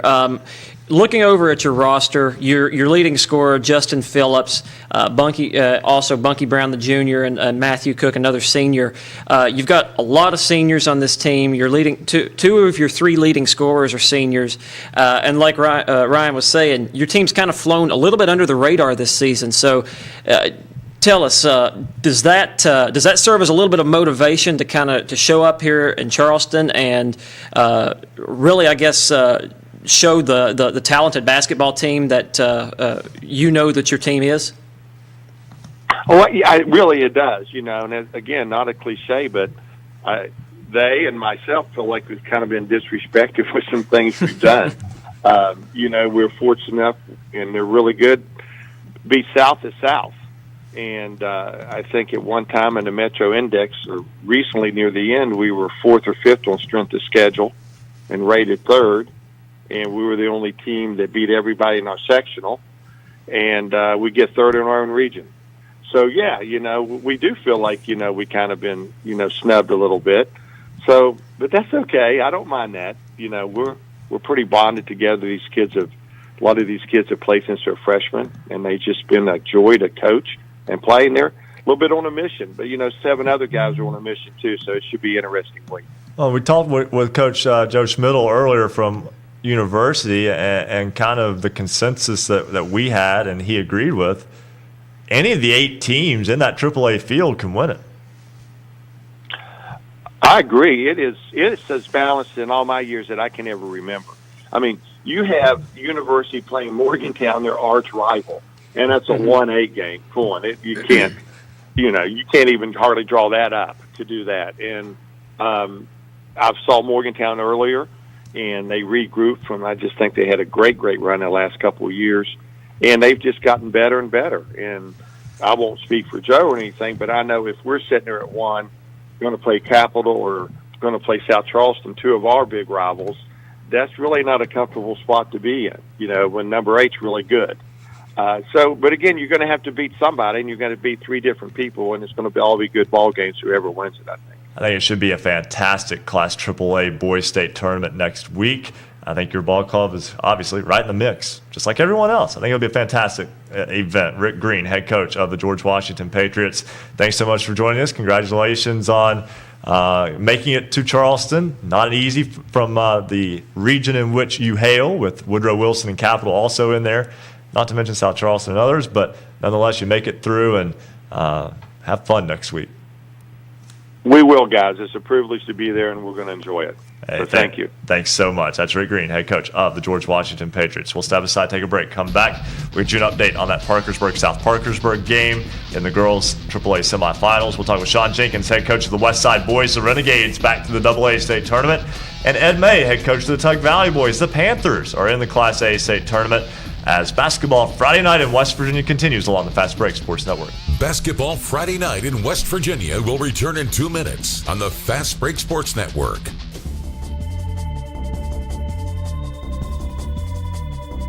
For scores online, all of them in West Virginia, visit basketballnight.com. Streaming video live from the studios at Marshall University, visit basketballnight.com for video, audio, and the Basketball Friday Night scoreboard. Watch our live high-definition video stream by going to basketballnight.com. It just takes 1 click to watch. And you can listen online with any computer or mobile device by clicking the Listen Live tab. Many places to listen and watch Basketball Friday Night throughout the Mountain State. Of course, we're on great radio stations. Just click our affiliates page at the bottom of our website to find the station nearest you. You can watch our high-definition video on YouTube. Go to basketballnight.com, just click to watch. On Facebook Live, go to the RSN Sports Facebook page. You can watch us on Facebook Live. And, of course, we're on Twitter, too, at @hoops_roundup, at @hoops_roundup. You can watch the show on Periscope. If you're a Suddenlink subscriber on cable in West Virginia, you can find us on Network West Virginia statewide. If you're in the Huntington area, we're on Comcast Channel 25. If you're watching right now, you see many, many pictures. Thank you for sending those in. We want you to send your pics to us on Twitter at @hoops_roundup, at @hoops_roundup. You can send them to Facebook on the RSN Sports Network Facebook page, and you can email them to us, scores@basketballnight.com. Send us your best pics of your team and all your fans. Thanks for being part of Basketball Friday Night in West Virginia. A shout out to our newest followers tonight, Josiah Smith, Stacy Miller, Greg Baylong, and Zoe Browning, part of Basketball Friday Night in West Virginia.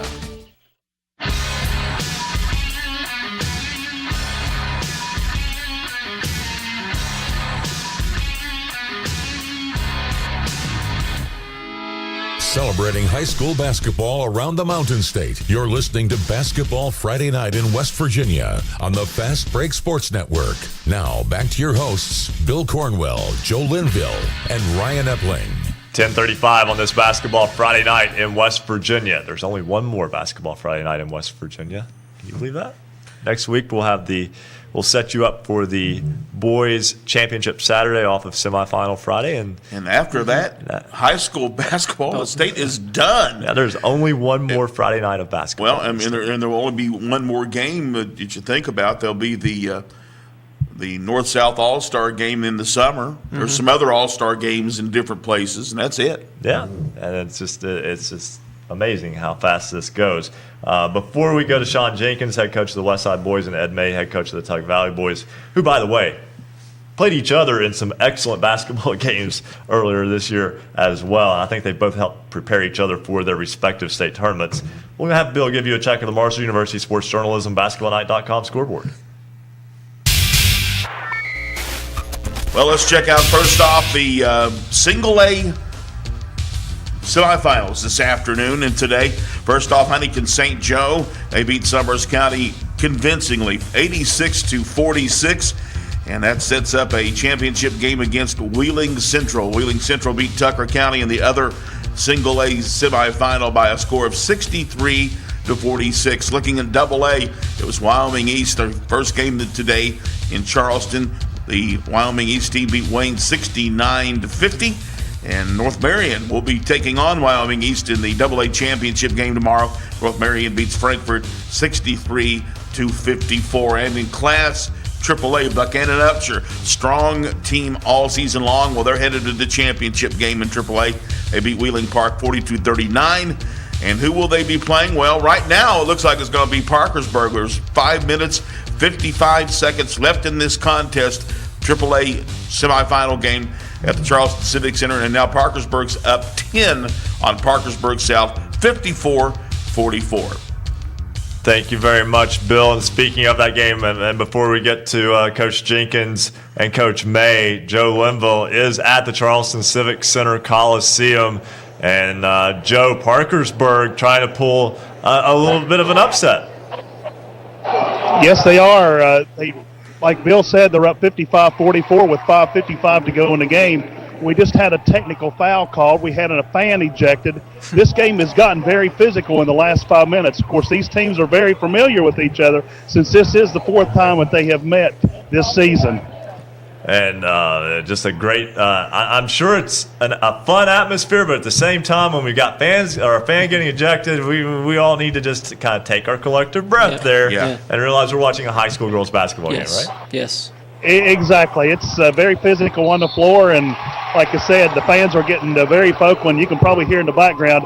It is a very loud crowd between Parkersburg and Parkersburg South. Special time for those two to play. Joe, thank you so much for that update. We'll get back with you in just a few moments. And, guys, if Parkersburg can get to that championship game. You make a good point about it being an upset because you realize Parkersburg and Parkersburg South obviously played in the sectional final. Parkersburg South wins. Parkersburg has to go on the road down to Ona to play a good Cabell Midland team. but Parkersburg goes on the road and beats Cowboy Midland. They've had to do it the hard way, but obviously they're getting it done. Right now they're up by 9, make it 8 points. And you know who else is getting it done? The Renegades of Westside boys basketball team. 20-5 on the season. And normally a 20-5 record might get you a top 2 seed, especially with the caliber of the schedule that they have played. But when the top 2 teams have a combined 1 loss, I think a 3 seed is still very good, and that is what Westside is seeded. They will take on number 6 Winfield in the opening game of the state tournament, 9:30 on Wednesday morning. Sean Jenkins is the head coach of the Renegades. He joins us now on Basketball Friday Night in West Virginia. And Coach Jenkins, how do you get a team prepared for a 9:30 a.m. tip-off? I don't know yet. That's something we're still working on right now. As I mentioned, your ball club at 20-5, and that's the type of record that would normally merit at least strong consideration for a top 2 seed. It's the 3 seed, and it's probably a fair seed going into the tournament. I think AA is just very, very good this year. Oh, absolutely. It's always a tough play there through the AA, especially our region right now. It's a tough region to come out of, and we're happy to be the 3 seed right now. It put us in a good bracket, and we're looking forward to coming down and playing. Coach Jordon Mounts here. I've had the privilege of watching your team a couple of times throughout this season. Your team's been through a lot of adversity. You had the health scare with Isaiah Lester, as well as quite a few other things. But, Coach, tell us, how do you keep your team motivated through the trials and the hardships? And, and like Ryan said, you're in the state tournament, playing the first game, kicking the state tournament off, so to speak. Yeah, we are, and we're blessed right now to have a senior-led team right now that we have. So that was always beneficial to us when you have the ups and downs and throughout a season, and you kind of lean on your seniors and the experience that they have. So that was always a major plus to have the senior leadership that we have. And we have had some lows. Isaiah, absolutely, that was such an emotional time during that time frame with him, and we're just so glad that he's able to be back and be back on the court with us. And bear with me for a moment. I want to share with you the Westside Renegades basketball schedule from this year, just the opponents here real fast. You got Mingo Central, Logan, Greater Beckley Christian, who's in the Class A state tournament, Tug Valley, Wyoming East, obviously a big rivalry, Oak Hill, who had a 20-4 season and did not make it to the state tournament, Spring Valley, a solid AAA basketball team. Moving right back through, Shady Spring, who was 1 game away from making the state tournament and lost in overtime in the sectional to Bluefield. Chapmanville, who has lost 1 game, and it was to an out-of-state team. Bluefield, who is in the AA state tournament. What a gauntlet, Coach. You're not going to see anything in Charleston you haven't already seen. Well, that was the old idea of trying to do all that, was, try to be battle-tested to get to this point. So if we were blessed to get down there and to be able to be in this tournament, and that we'd pretty much seen everything, and I think we have, with that schedule, and it was a tough road. I know there was one point I turned around, looked at some of my assistant coaches, and looked at them and said, "What was I thinking when I was doing this? What am I thinking right here?" But we're glad that we did it, and I believe our players and going through some injuries and some of the lows of our season, a lot of our bench players stepped up through mid-season and got some really great experience, and doing that, I think it's just going to make us better in the long run. Coach, this is Bill Cornwell. Looking at the AA bracket, I like to call it a group of Clydesdales, because everybody in this bracket, they have a name, they have a tradition in basketball, and you got schools like Bridgeport and Winfield, who were playing AAA basketball and competitively just a couple of years ago. I mean, this is tough.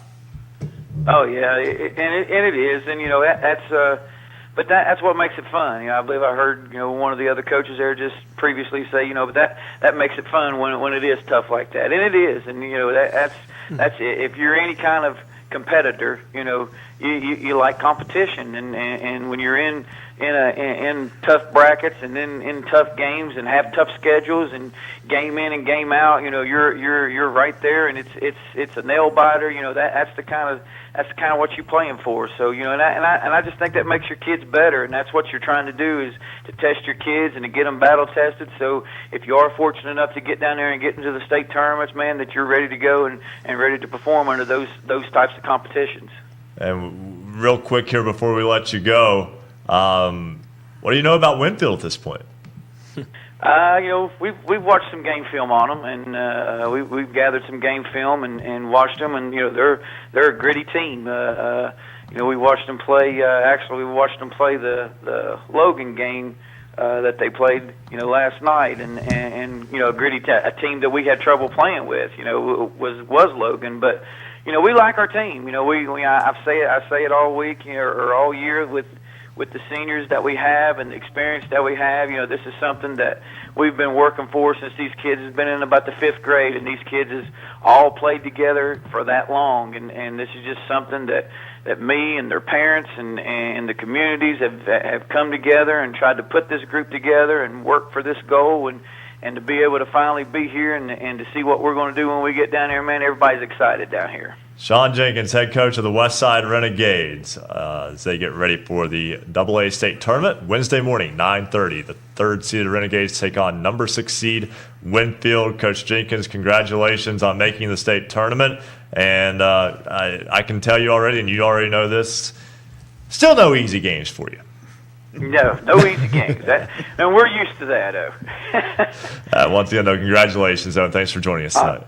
Hey, thanks for having us on tonight. All right, that's Sean Jenkins, head coach of the Westside Renegades, and what a schedule they've had. Before we go to break, I want to get to Joe Linville. I'm going to surprise him here a little bit.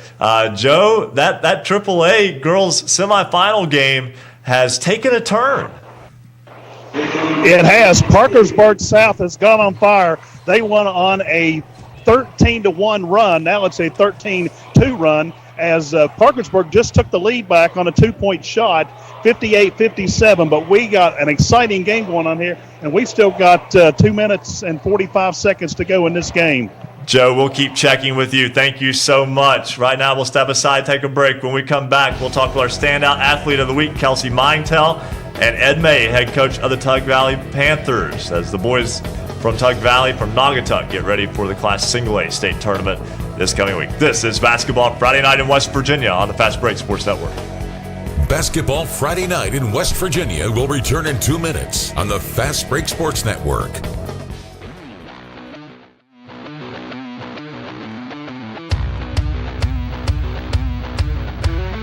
If you love basketball, then there's only one place to be on Friday nights after the game.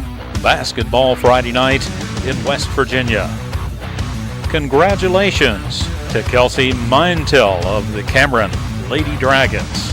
Kelsey joins Jaden Lindsay, East Fairmont Bees, Jacob Clark, Riverside Warriors, Cole Honecker, Shady Spring Tigers, Sydney Nestor, Tucker County Mountain Lions, Isaiah Morgan, Ravenswood Red Devils, Deja Busby, Sherman Tide, Drew Williamson, Chapmanville Tigers, Ashton Maxwell, Buckhannon Upshur Lady Bucks, Casey Hinchman, Spring Valley Timberwolves, Cole Whited, Philip Barber Colts, and Abby Beeman from the Frankfort Falcons. What they all have in common is they were selected by Basketball Friday Night in West Virginia as the Standout Athlete of the Week.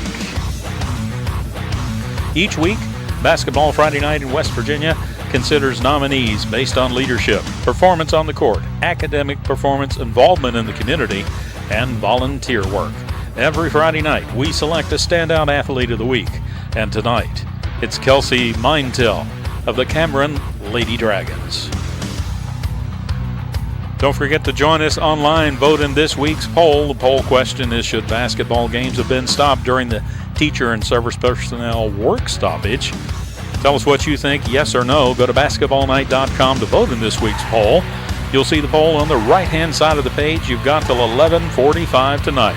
Shout out to our newest Twitter followers. Follow us on Twitter at @hoops_roundup. Hello to Marie Hedges, the sports fill-in, Michael, Justin, Lee Odell, Jill Merriman, all part of Basketball Friday Night in West Virginia.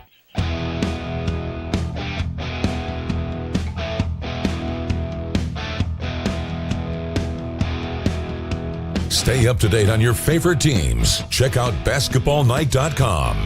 Now, back to Basketball Friday Night in West Virginia with Bill Cornwell, Joe Linville, and Ryan Epling. 10:48 on this Basketball Friday Night in West Virginia, celebration of basketball throughout the Mountain State. Ryan Epling, Jordon Mounts, and Bill Cornwell with you. Joe Linville is at the Charleston Civic Center. We'll check in with him periodically as that Parkersburg-South Parkersburg game, Bill, coming down the wire. Back and forth right now. It's Parkersburg-South 59, Parkersburg 58, 2:15 left in the game. I cannot imagine what that is like right now.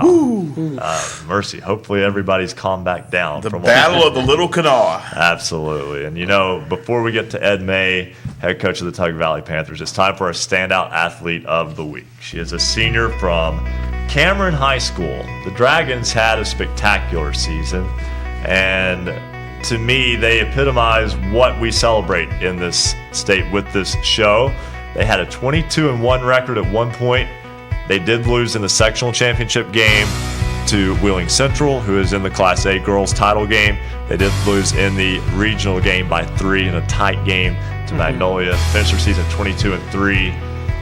And Kelsey Mintel, our Standout Athlete of the Week, senior from Cameron, joins us now on the program. And Kelsey, I have to say that I can't imagine how difficult the ending was for you, but at the same time, that does not take away from that spectacular season you and the Lady Dragons had. Well, first off, I want to thank you guys for picking me for the Athlete of the Week. I'm honored. It was a tough one to lose that last regional game, but this season, all in all, it was one to remember. We went down in school history as having the best records for girls, hands down. That's more than I could ask from the team that we had. It was amazing. And what a year it was. I mentioned, and a 4-year starter, you had a double-double in 21 of the 25 games this season, and averaged 17 points, 13 rebounds. From a leadership standpoint, you were able to assume that role within that program, not just the team, but within that program as well. And I know that it had to be tough to maybe follow along with the state tournament, but I don't want to belabor the state tournament. I want to talk about the season. Tell me about how were you able to take that team through the season, through the ups and downs that come over the course of any season, and leaving that program. There's always a saying to leave it better than you found it. Well, to begin the season, we knew we were in for it. We had the confidence bringing in a couple freshmen and then returning with our starting five. Just starting off the season, we were on a roll. We were on a roll from it. Keeping the girls focused was my main priority. Roping in the younger girls to try to actually tell them to get the feel for how the game's going to go. Going down to Florida, honestly, that was a high point for us. We were all going in not knowing anything about the teams we were going to play. I knew we were playing tougher competition, so I told the girls, I said, listen, all we can do is just go in and play our game, and that's what we did. We ended up 2-1 in that tournament, and I couldn't have asked for a better outcome than that. Just the St. Mary's tournament, we all played together. We did a lot of team bonding over the season. Obviously, spending every day together was bonding enough, but outside, we hung out. It kept the team really focused and just together all the way through the season. And again, a spectacular season and a spectacular career for you and that ball club from Cameron, a historic season. And Kelsey, we thank you so much for joining us. I know that Luke told us that he actually was able to get a hold of you for the package they did earlier, right after your brother and the Cameron Dragons boys team lost in the regional final. Again, my heart goes out to you from a competitive standpoint, but at the same time, takes nothing away from a spectacular season. Yeah, I got that text right in the middle of that game, and I was so into that game. I just looked down at my phone. I was like, oh, my goodness, Mom, look at this. And I was trying to focus on the game, but I I felt so bad for the boys because we were in their shoes just the week before. It was tough for both teams because we really brought the programs up from the ground, as it seems, from freshman year. But, I mean, what else can you do besides just move on? We did leave the program better than it was before. So, Bethany College next for you, correct? Correct. All right. Know you plan on playing. What do you plan on majoring in? I'm going to be a psychology major, actually. So leading that young group of players coming in and leading your team this year, you kind of have some practice, right? Yeah, exactly. Kelsey Mintel, our standout athlete of the week from Cameron High School. Thank you so much for joining us, and congratulations on that. And once again, congratulations on a great season. Thank you so much. And again, we appreciate her joining us here tonight.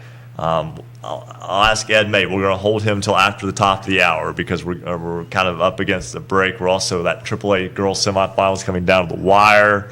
And so we want to kind of be able to get Joe in a minute on that. Not just yet. We'll get Joe in just a minute to give us an update on that, as we know he's there ready to go for that. But,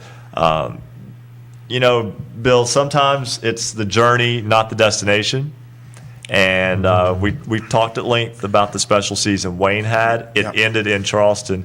Cameron didn't get to Charleston. Nope. That does not mean it did not have a special season. Everyone that has a special season doesn't get to go to the state championship, doesn't get to go to the state playoffs, the final state playoffs. Mm-hmm. But you can tell what a good, solid citizen that Kelsey is, and interesting place where she's going to college. Bethany College is up in the northern Panhandle. Doesn't get a lot of attention like the other schools in the state because it's not in the MEC. It's not a Division I school, but it has a great history, and it's academically it is as sound as any school in West Virginia. Just a lot of people don't know about Bethany College.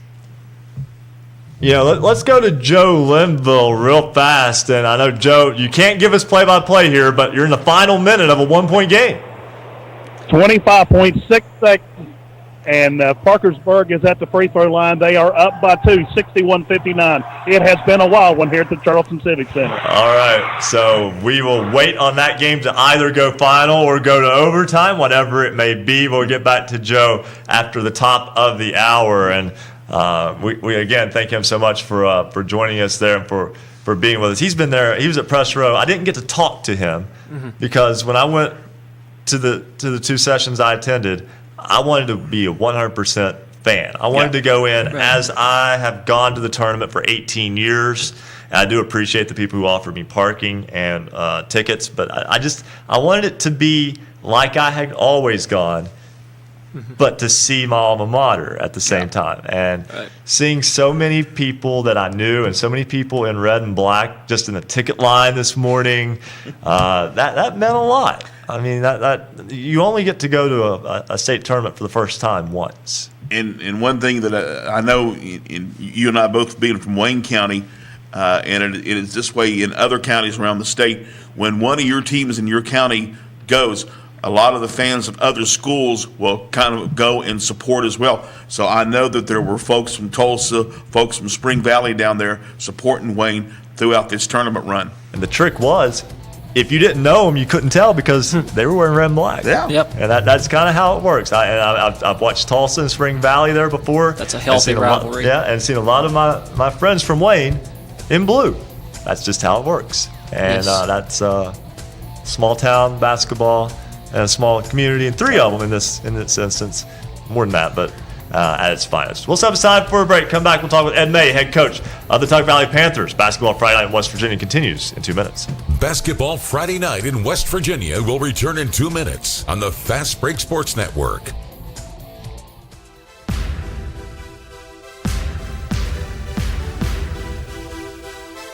This is high school basketball's voice in the Mountain State. Basketball Friday night in West Virginia.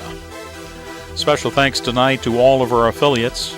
You can listen on great radio stations throughout the Mountain State, including 103.7 Jack FM, WQWV in Fisher, the Valley's Watchdog, 1600 AM, WKKX Wheeling, 1370 AM, WVLY Moundsville, Jackson County's home for Southern Gospel, Singing News Radio 92.5 FM, WTHM LP Ravenswood, Ripley. Knights Radio 91.5 FM, WRSG Middleburn. Talk Radio WRNR Martinsburg, 740 AM, 106.5 FM. Classic Hits 106 WHFI Linside, 106.7 FM. 95 The Sports Fox, WBES Charleston, 950 AM. The Voice of the Coalfields, 101.9 FM and 1290 AM. WVOW in Logan. Light Rock 93R, WRRR St. Mary's, 93.9 FM. The Ticket, 102.3 FM, WMTD in Hinton. The Greatest Oldies of All Time, 98.5 FM and 101.5 FM, WQAZ, LP, Edmond, Beckley. Tune for You, Yap Radio, 101.7 FM, WYAPLP in Clay. And Marshall University's flagship station, The Cutting Edge, 88.1 FM WMUL in Huntington.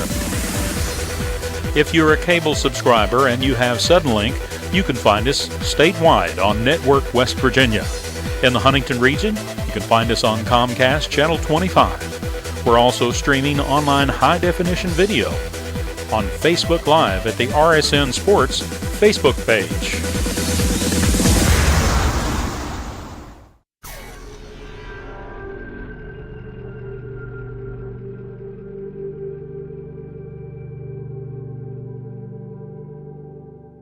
Welcome back to Basketball Friday Night in West Virginia. To join tonight's program, call 855-78-HOOPS. That's 855-784-6677. Follow us on Twitter at @hoops_roundup for all the scores all the time. And visit basketballnight.com for a comprehensive look at schedules and standings for every team in the state. Stay tuned. Another hour of Basketball Friday Night in West Virginia begins right now. Third and final hour of this Basketball Friday Night in West Virginia. Guys, this is the fastest 3 hours in radio. My goodness, we're 2/3 of the way through. We only have 4 hours left in the season. Right? This is insane. We are keeping close tabs on that Parkersburg South game as it comes down to the wire. We'll get a live report in just a moment. Ed May has been so gracious with the Tug Valley boys basketball team, the head coach of the Panthers. We will get to him in a moment as well. He's been holding for like 30 minutes, and I apologize to him for that, but I think he'll understand because of the way this has played out tonight, and I certainly appreciate him saying we'll get him in just a second. But, Bill, let's let you run down the Marshall University Sports Journalism BasketballNight.com scoreboard. We start off in the single A semifinals today, setting up an interesting final tomorrow afternoon. First off, St. Joe Central, Huntington St. Joe beat Summers County 86-46. Wheeling Central winner over Tucker County 63-46. In Class AA, Wyoming East beats Wayne 69-50. And Wyoming East will be taking on North Marion tomorrow in the AA finals. North Marion beat Frankfort 63-54. Class AAA, Buchanan Upshur, a 42-39 winner over Wheeling Park. And who will they play? Well, right now, it looks like Parkersburg. But with 1 second left, this game is tightened up. Parkersburg 63, Parkersburg South 61. 1 second, anything could happen. As that game is coming down to the wire, yes, South would need a miracle with 0.7 of a second left. But guys, how many of these games have come down to the wire in Charleston, and some have had, one has had a controversial finish that I want to talk about much more when we have our resident referee, Bo Anderson, on in a few moments, as they are just about to wrap things up there in Charleston. Jordan is monitoring this. I don't want to jump to Coach May right now, because then we'd have to, we'd miss the very end of this ball game.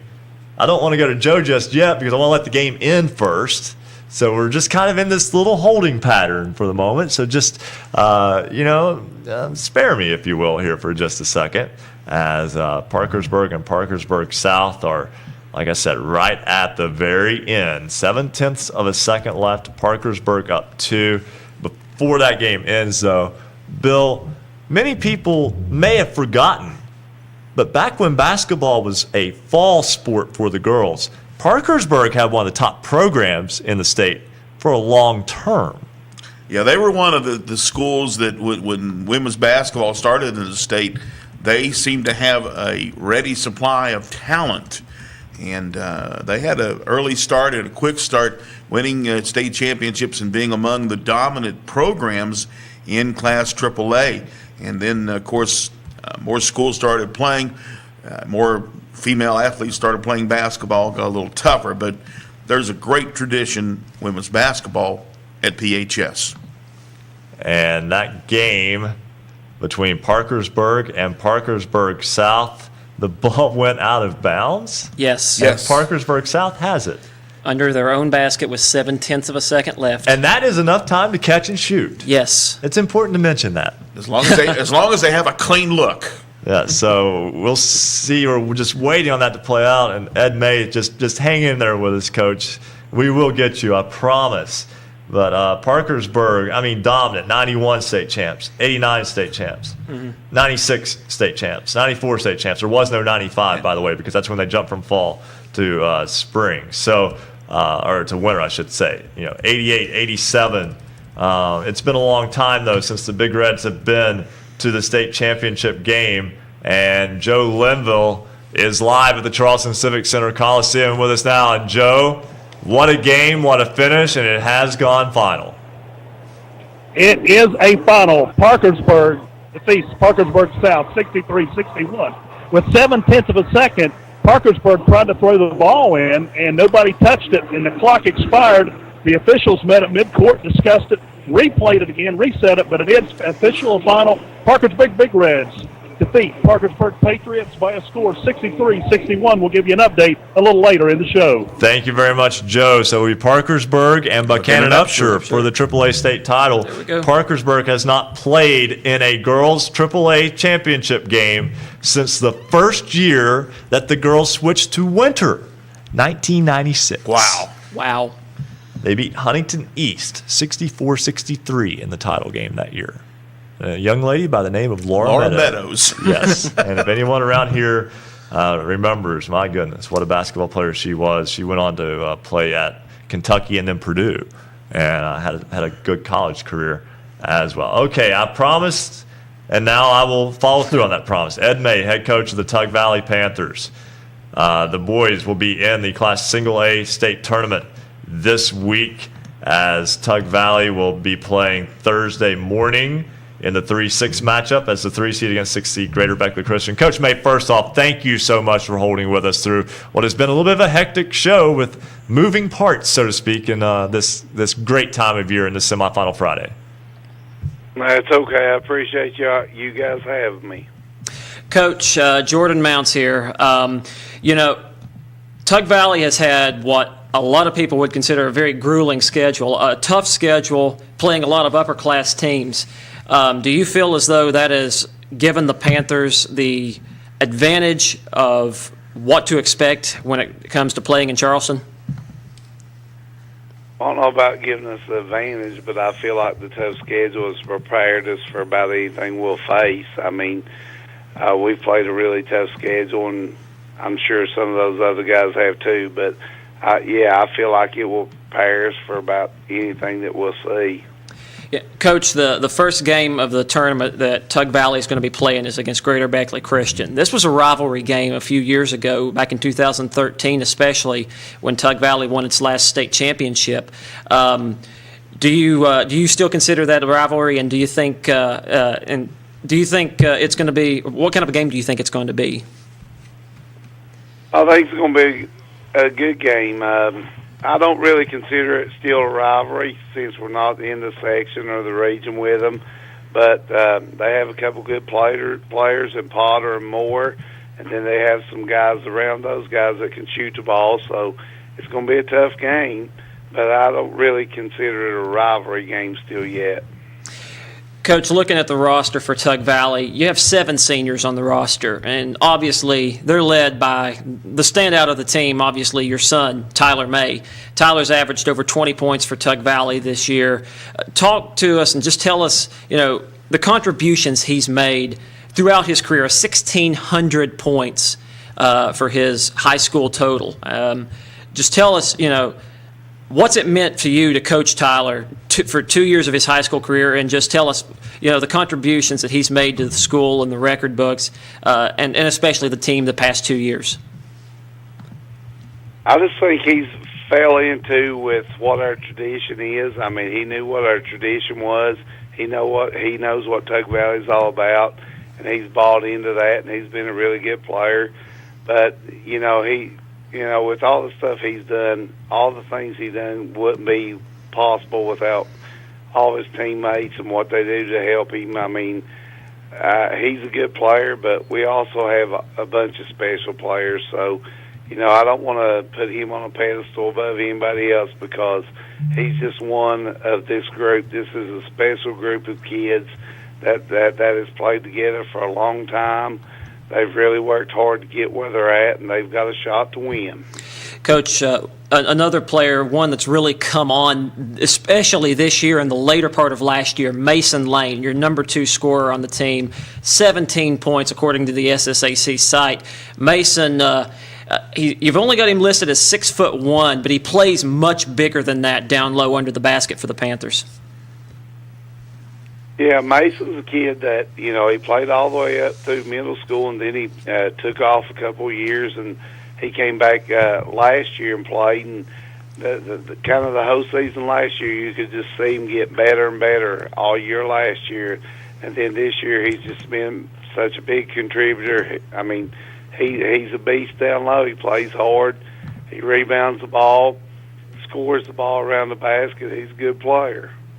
Tug Valley at 18-7 will take on Greater Beckley Christian 9:30 Thursday morning in the Single A Boys State Tournament. Number 3 seeded Panthers and the 6 seed Crusaders of Greater Beckley Christian. Coach Ed May of the Tug Valley Panthers, thanks so much for joining us tonight, and we wish you and the young men from Naugatuck the best of luck. Appreciate it, guys. Thank you for having me. All right, and that's Ed May again. We thank him so much for hanging in there with us. Let's go back to the Charleston Civic Center as we just had the final between Parkersburg and Parkersburg South in the AAA semifinals. Parkersburg picking up the win, a 2-point win, so the Big Red will be into the championship game. The Big Reds will take on Buchanan Upshur, and joining us now from the Civic Center, head coach of the Buccaneers, that is Jeremy Maxwell, along with senior Hannah McClung. And we'll start with Coach Maxwell. Coach, your ball club into the AAA state title game for the second year in a row. Just tell me how you're feeling as you get ready to take on Parkersburg tomorrow. Well, I'm feeling pretty great, and I also like my beard in this webcam here. I'm admiring myself. Hey, everybody gets to see the beard now. Fear the beard. Yeah, I know. Hey, we're just so blessed, and we have such a great community support and just a great team, and just so thankful and for the opportunity. I thought today was a great day for girls basketball in our state. Some really great games. I think the fans got their money's worth today in both of these semifinals game, and we knew who came out on top here was going to be a tough match for us, and it should be a fun matchup tomorrow. Coach, I do have to ask. Actually, you know what? Let's ask Hannah this question because you might be a little impartial or not impartial enough for us. But Hannah, was his beard better last year or this year? I don't know. Last year was a tremendous experience because it was the first time ever being there and ever getting to the state tournament. But this year, he's asking about my beard.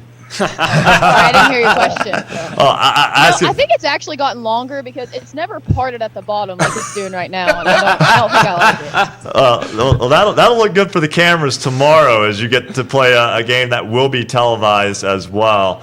And but yeah, okay, back to the basketball that hand in hand. You mentioned getting back to the state tournament again this year and the experience that you've had, and how have you been able to carry that experience into this year and being able to bring your team back to Championship Saturday? I think our experience has been huge for us. I mean, in game situations like this, having experienced players on the court that are able to stay level-minded throughout adversity has been huge for us, and it's carried us through games like tonight all season. Hannah, I'll ask you this question. watching that Parkersburg South game, you and your teammates, as a player, do you watch the game analytically or scouting, or do you just go and enjoy? It's pretty hard to watch that game without getting attached emotionally instead of just trying to go for a scouting report. But it was an amazing game to watch. I mean, I thought our game was stressful, but I felt just about as much emotions watching that game as I did in our own. But, we're really excited for tomorrow. And, we weren't really we were impartial to who won. We're just ready to chase a state championship. Well, you've already played Parkersburg this season and beat them 65-38 back on December 16th. But in the world of high school basketball, that might as well have been 3 years ago. Things changed by now. Yeah, we also played Wheeling Park back in December, and I think we beat them by 29. And that doesn't matter in March. December basketball means nothing here in March. So we know they're a well-coached team, Parkersburg is, and we know that they play hard for 4 quarters just like us, and they're going to bring the energy, and we got to bring some more execution. I said there's a teeter-totter here between execution and luck. The more you execute, the less luck you need. So hopefully we don't need a whole lot of luck tomorrow. We execute the way we should.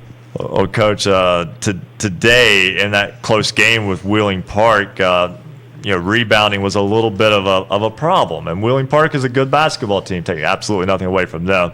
But they end up with 12 offensive rebounds and 14 second chance points. And that, in many ways, kept them in the ballgame.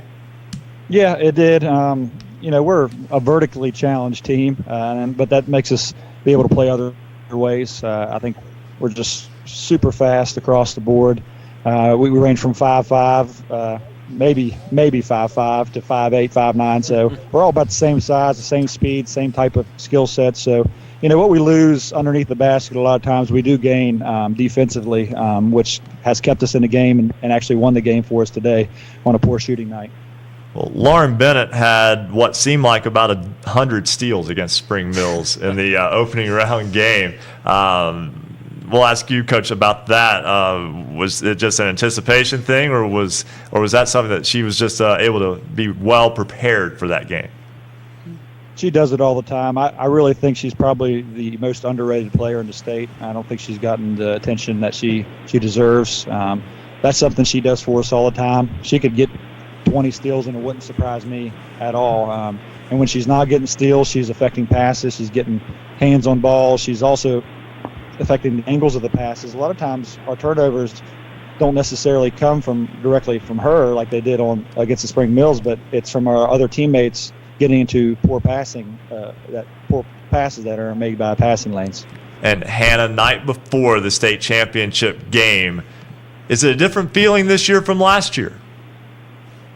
Yeah, I would definitely say it's different. Both are just extremely bittersweet, but last year I'd say we went into the state championship game with the same goal in mind, but it being our first time there, we were filled with a lot of excitement, and now I feel like we have the same level of excitement, but that's also paired with our determination for a state title. We fell short last year, so that's what we've talked about all year long, is to be back in this moment and to actually finish this one off this year for our community, for everything we've worked for all over the years. I was getting ready to say, that's a close-knit group that's played together for a long time. It's been a group that's had a great amount of success.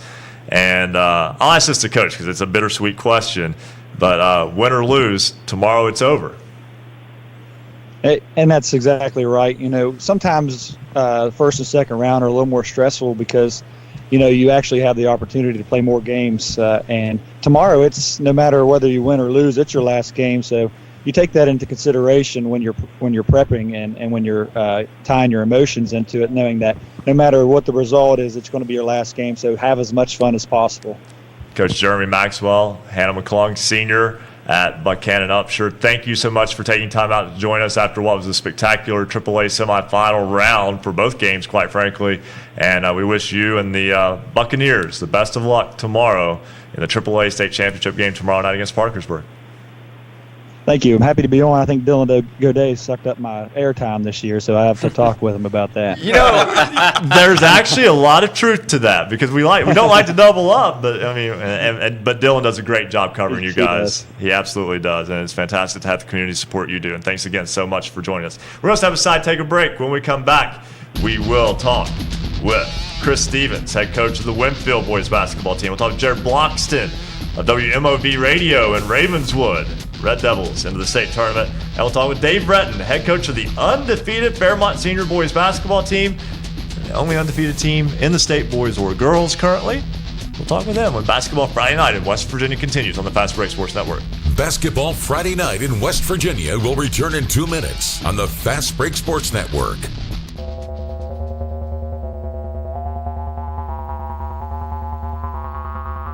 Every Friday night from 9 to midnight, we're the home for high school basketball in the Mountain State. This is Basketball Friday Night in West Virginia. The Marshall University Sports Journalism degree is designed for you to find a job to put your knowledge and training to work after graduation. The program allows for students to concentrate into one of 3 exciting areas: print, public relations, or broadcasting. Our curriculum features skill-based courses and prioritizes hands-on, real-life experiences that not only expose the students' work to the public, but also to the sports journalism professionals who are often willing to provide crucial feedback and career-launching advice. Marshall has 15 varsity teams. Those afford sports journalism majors the opportunities to cover them in any media format, including text, online, photo, radio, or video. Hands-on experiences come through Marshall's student-powered media, the Parthenon, WMUL Radio, and Herd TV, as well as communications campaigns, off-campus internships, and an expansive alumni network in all areas of expertise. The Marshall University School of Journalism is ready and eager to help you start your sports media career. Learn more about the exciting possibilities by visiting marshall.edu/SOJMC. Join us online. Vote in this week's poll. You've got till 11:45 tonight. This week's question: should basketball games have been stopped during the teacher and service personnel work stoppage? Tell us what you think. Vote yes or no. Go to basketballnight.com. You'll see the poll on the right-hand side of the page. You've got till 11:45 tonight. Shout out to some of our newest Twitter followers, including Piper Smith, Coach Remney, and Kat.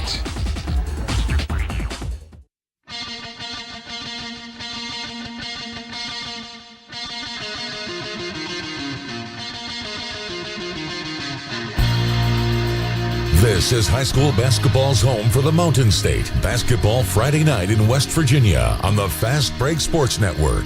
Now, back to your hosts, Bill Cornwell, Joe Linville, and Ryan Epling.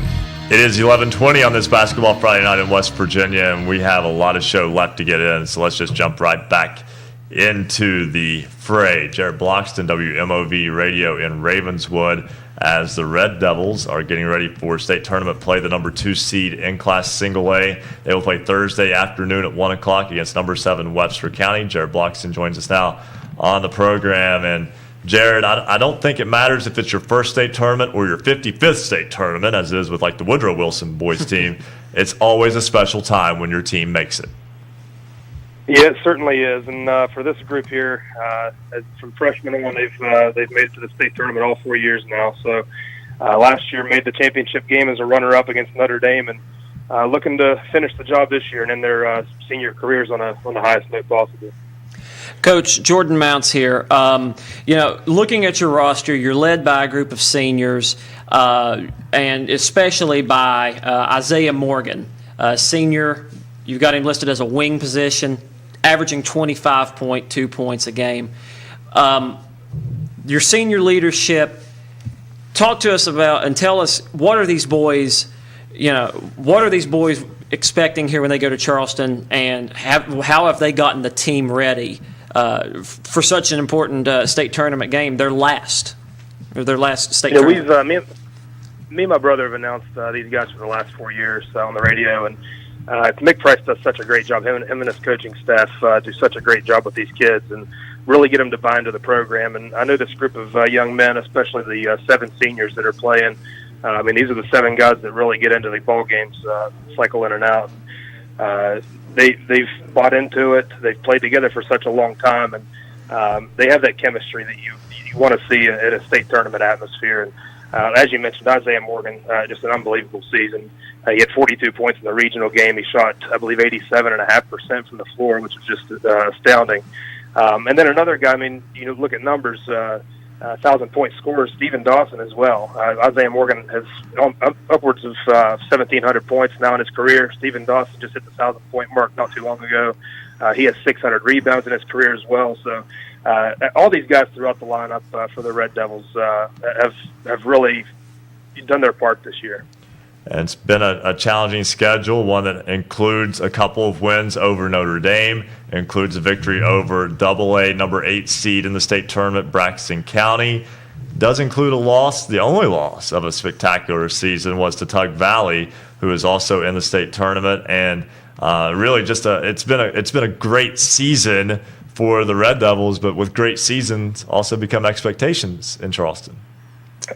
That's exactly right. And as I mentioned, 2 years ago and 3 years ago, Ravenswood was a low seed, an 8 seed and a 7 seed, and they were eliminated first round. And last year, of course, reaching the state final against Clarksburg Notre Dame. And I know that Coach Price and the boys really have their eyes on that prize this year. Ravenswood has won 2 state championships. They've played for 4, and they're looking to get another white banner hung in the pit in Ravenswood. So it's going to be definitely challenging. You look at the first round matchup. I think the hottest team in Single A, really, you could argue, especially in the bottom half of the seedings, Webster County. They've won 7 straight games. They've beat some very good competition down that stretch, including Valley Fayette, Parkersburg Catholic, Mountain View the other night, of course. And then you look at just moving on throughout the tournament, what would be facing Ravenswood? You have potential matchups with Tug Valley and or Clarksburg, Notre Dame, Trinity, Wheeling Central. This Single A is really thick this year, and Ravenswood's seen some of these teams in the field, and I know that they'll hopefully be ready down there. Mick Price, like I say, does such a great job. It's his 40th season at Ravenswood as head coach, which is unbelievable, and well over 600 wins for him, and he's just done such a great job to build a program there. Jared Bloxton, WMOV Radio in Ravenswood. He has the call for the Ravenswood Red Devils throughout the season. Of course, Metro News exclusive audio for state tournament games. But Jared, thank you so much for joining us. And obviously, I know you have vested interest in Ravenswood and wish the Red Devils the best of luck. Absolutely. Go Red Devils. Thanks a lot, guys. All right. Great job. Thank you. And again, that's Jared Bloxton, WMOV in Ravenswood. And he makes a good point about having Mick Price as a coach. I was going to ask him about that. I mean, it's almost like taking a flight knowing that the pilot that you got is like the most experienced guy out there. Right. Because Mick Price, as he mentioned, 40 years. I mean, the pedigree is great. Mm-hmm. The state championships on the wall, state championship appearances. The guy is just one of the best. And also one of the best is Dave Rutton at Fairmont Senior. The Polar Bears are undefeated and primed for another run at a state championship. He joins us now on Basketball Friday Night in West Virginia. And Coach Rutton, it's one thing to have the bullseye on your back through the course of the season. It's another thing to live up to almost unreachable expectations. Your basketball team has done both to this point in the season. We're just excited to have really this opportunity to come back to Charleston and perform, and hopefully our guys will. We talked exclusively last night after our basketball game that Wednesday night's our state championship. We're not coming to Charleston to win a championship. Our state championship is Wednesday at 5:30. Of course, at 5:30 Wednesday, the top seed Polar Bears take on 8 seed Braxton County. And your team is obviously, with the last couple of AA state championships and the appearance the year before, very experienced in Charleston. And is it difficult to get them to just go one game at a time? Because I know, having been around successful programs in various sports, that sometimes you lose track of the regular season while looking forward to the postseason. But it's the regular season that gets you ready. I think our guys have done a good job with that this year. They're 14 to 18-year-old kids who, minds wander at times. And I think our guys have done a great job of maybe when they've maybe got off task, that they've got back on task, whether it's in practice, whether it's been in games. and they really have done a good job this year. And that's so important because, we talk to our guys all the time about distractions. Distractions are out there, whether, wherever that distraction comes from, whatever it looks like, whatever it feels like to our kids, it's important that we just don't, block it. Yeah, we ultimately want to block them out, but I think it's important to recognize them, and keeping focused on each day of practice has been important for us. We don't set a lot of goals. We don't talk about at the beginning of the season, we want to go to Charleston and we want to win a state championship.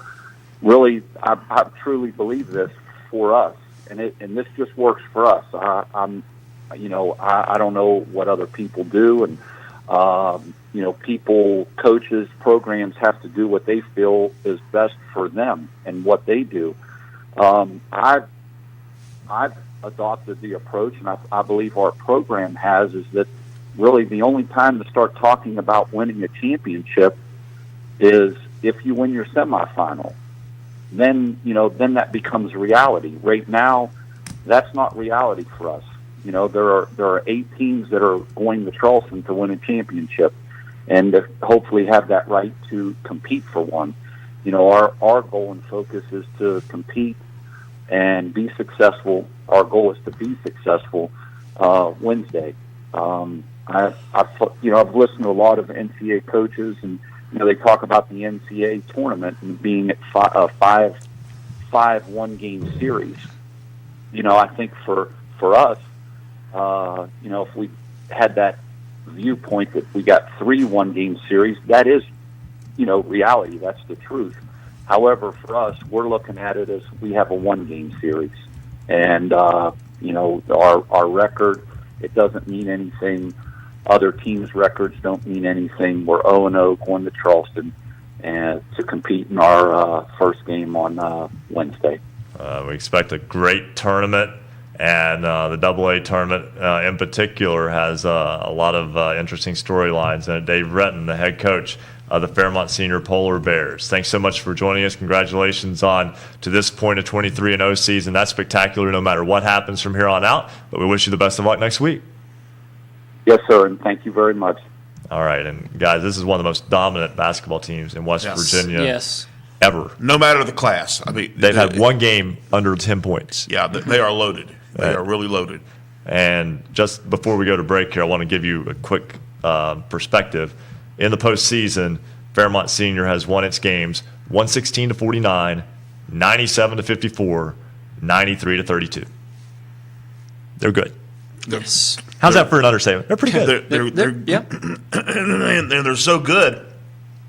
Knowing Coach Retton, they're not running these scores up on people. No. They're just that good. That's how they play, and they're just that good. Exactly. And we're going to step aside, take a break. When we come back, we will go back to the phone lines when we come back with Chris Stevens, head coach of the Winfield boys, Josh Lunsford, head coach of the Braxton County boys, as we talk the AA state tournament. And we'll have our resident referee. We'll also have a couple of representatives from Parkersburg after their girls win a thriller in the state semifinal over Parkersburg South to set up a big matchup in the AAA title game tomorrow night with Buckhannon Upshur. That's when Basketball Friday Night in West Virginia continues on the Fast Break Sports Network. Basketball Friday Night in West Virginia will return in 2 minutes on the Fast Break Sports Network.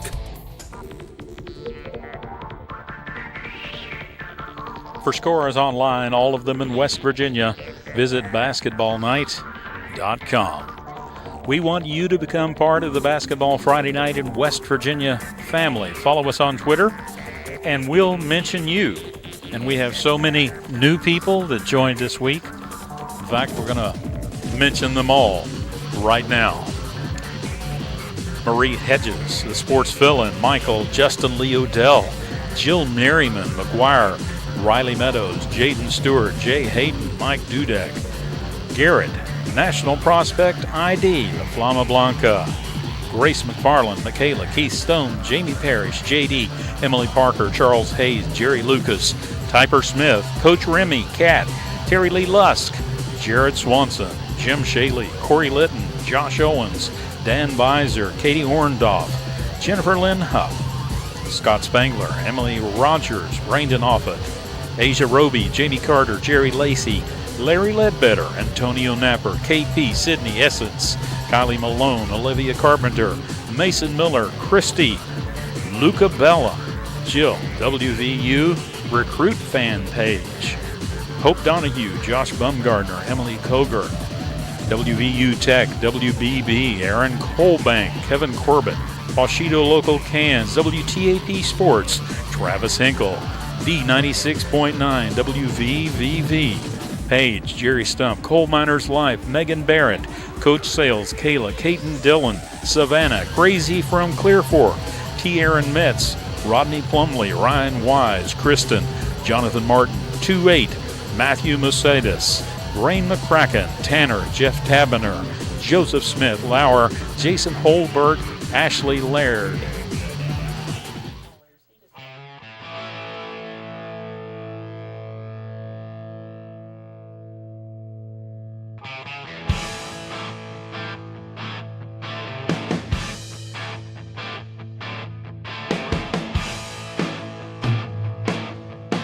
Celebrating high school basketball around the Mountain State. You're listening to Basketball Friday Night in West Virginia on the Fast Break Sports Network. Now, back to your hosts, Bill Cornwell, Joe Linville, and Ryan Epling.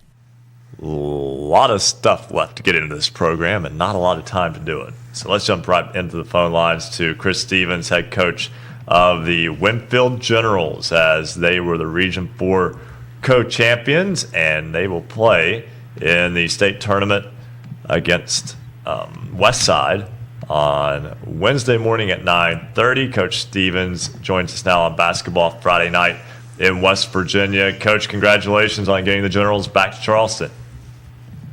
Thank you, guys. Thank you for having me. Your matchup is with Westside. It's early, Wednesday morning, 9:30 tip. Tell me what you know about the Renegades. Well, we started preparation late last night after the victory, and I've been doing some more stuff this evening. They're a very tough team, very well coached. Coach Jenkins does a very good job with them, and they're very experienced. They're going to be a tough out. They play hard. They're very disciplined, and they got so many options. They got multiple scorers and shooters, as well as Hatfield down low. Your team 18-7 on the season, beating Logan last night in the Region 4 co-championship game at Winfield High School, 55-50 the final in that one.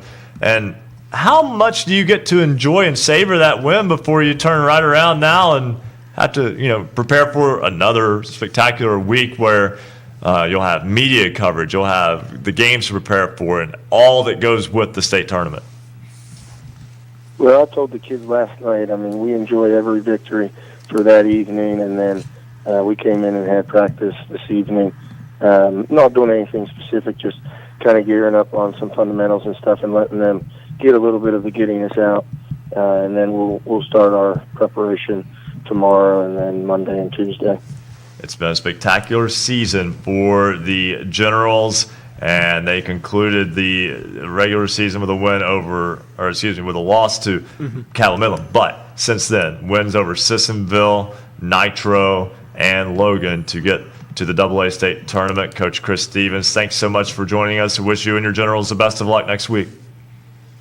Thank you. Thank you for having me. All right, and let's go right back to the phones as Braxton County is into the AA state tournament. Josh Lunsford is the head coach of the Eagles. He joins us now on the program, and as soon as I can get the button to work, there we go. Coach Lunsford, welcome to Basketball Friday Night in West Virginia.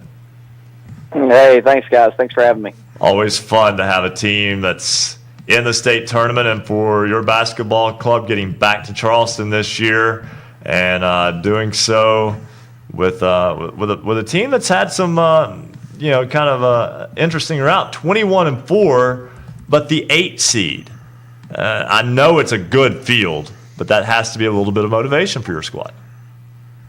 Yeah, you like to say it is what it is, but at the same time, I can't sit there and say I agree with it.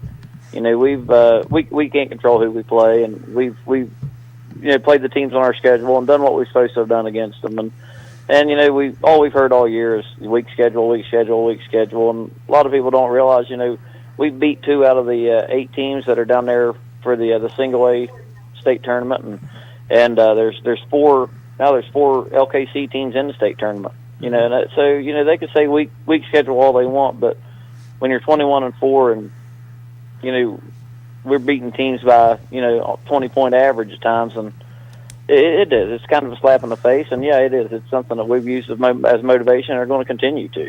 Tell me about the atmosphere in Flatwoods and the feeling around that community that goes throughout Braxton County last night in that win over Robert C. Byrd. Oh, the following that this group of young men have is incredible. These are guys that I have two men playing for me now that have started every single game of their high school career in varsity basketball, and it's something you just don't ever see, or very rarely see. And since these guys have been playing and coming up as freshmen, they've taken their lumps, and we spent 2 years there. The 2 seasons prior to this, I had graduated 1 senior combined out of those years, and it's something that they've got a lot of experience, and the fans have been with us this whole time, and now that we're seeing a little bit of success and a little bit of seeing some of that hard work pay off, man, it's really they're starting to come out and just pack the gym in.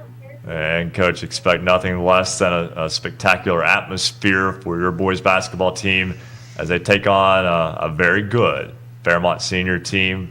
One that may be historically good. We'll see how that plays out, but certainly wish you and the Eagles all the best. And again, love it when the schools that don't necessarily get talked about a whole lot can make that run. Oh, absolutely. We appreciate it. It's been a long time. Braxton County High School's been around for 48 years, and this is the 3rd time in school history that we've been lucky enough to come down and I say lucky enough, but we've been blessed enough for everything to fall into place for us to come down to the state tournament. And we said, in the back of our minds, all of us that's kind of had this goal for the year, and it's nice to be able to turn around from an 8-13 year last year to a 21-4 season this year, and this was the check mark on our list where we wanted to come down, where we drew Fairmont Senior. We know what we're up against, but had a coach tell me a long time ago that in order to win the state championship, you've got to beat everybody anyway. So we might as well knock the best off right at the beginning. There you go. As Josh Lunsford, head coach of the Braxton County Eagles, they take on top seed Fairmont Senior in the AA state tournament on Wednesday. We apologize to our good buddy Craig Dutton of WRRR in St. Mary's. We are just so tight on time. We unfortunately, he gets bumped for Bo tonight. Our resident referee, Bo Anderson, has been sitting there at the Charleston Civic Center waiting patiently for the last about 2 hours, 41 minutes or so. And he is now with us here on Basketball Friday night in West Virginia. And Bo, wow, do we have questions for you tonight.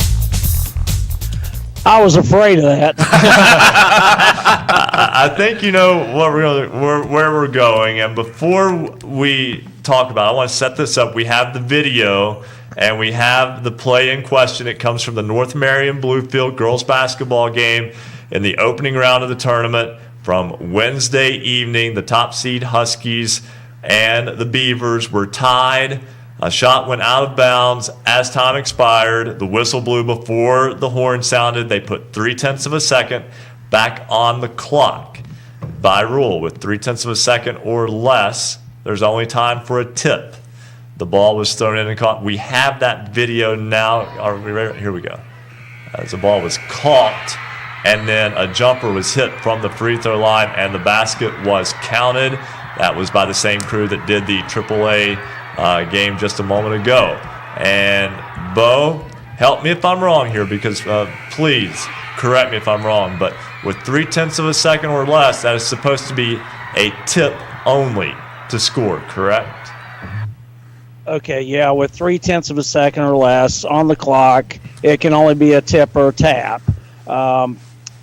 Obviously, I was told a long time ago by a veteran official that one of the things you're going to find is if you're in this long enough, you're going to make the newspaper. You're going to have things that happen that you don't want to happen. And, it just happened to be one of those scenarios where, it was just a tough decision.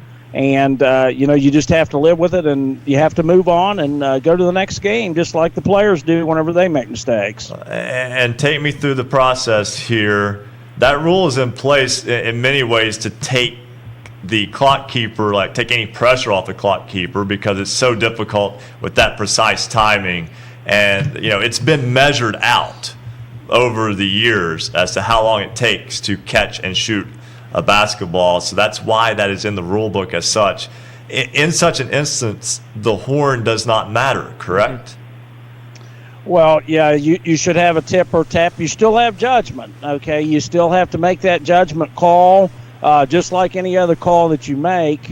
You have to decide if it was a tip or tap or a catch and shoot, and you go from there. And, again, we're going to make decisions that not everybody likes all the time, and we have to live with those decisions. Sometimes, unfortunately, sometimes it doesn't work out for one team or the other. Whenever we have plays like that, we don't feel any better or, about it either as far as officials go, because, again, pencils, they have erasers, and that's why, because people make human mistakes, and we are human beings. Absolutely. And I do want to ask, too, does the rule book define a tip or a tap? Yeah, so it's the same as a try, and it ends the same as a try, so it means you're still in the act of shooting, and a tip or a tap is the same as a try. It starts and ends the same as a try as far as that definition goes. All right. And Bo, I hate that has been something that has kind of, at least on Wednesday, I think the basketball takes over after the initial day of it. But, for at least that one day, that kind of overshadowed a few things. And it is so difficult for everyone involved. And I know that you guys, obviously, you do your best as well. And you know what? Bo Anderson's our resident referee. He's sitting right here, sitting in the line of fire tonight, taking these questions. Real quick, I do want to ask before we let you go, because we are tight on time, as we always are on this time of year. When it comes to review and the state tournament, that is only for championship games, correct? Yeah, they use that review. They have the TV crew here, so they can use that review in the championship games on a last-second shot, and then if that last-second shot was 2 points or 3 points, and that's the time where they use that review. And I would hope that we wouldn't have to use it. Hopefully, it's clear enough that it's certain for everybody. And again, it's a part of basketball, and things are going to happen, and that's just the way it goes. Everybody has to still live with it. But, yeah, that is correct, Ryan. They will use the TV review monitor in the finals. Bo Anderson, our resident referee, thank you so much for sticking around after that nightcap tonight. What a great game it was as well. Thank you again. We'll talk with you again next week. Hey, guys, I enjoyed it as always. And I'm not known as Bo later tonight because I'm right here. There you go. We'll step aside right now and take a break. When we come back, our poll question. We'll also have cause time. And we'll set up the AAA, AA, Single A Girls State Championship games and a quick, I don't know if we have time for all that. Go to basketballnight.com for all that. Back with the wrap things up on Basketball Friday Night in West Virginia after this on the Fast Break Sports Network. Basketball Friday Night in West Virginia will return in 2 minutes on the Fast Break Sports Network.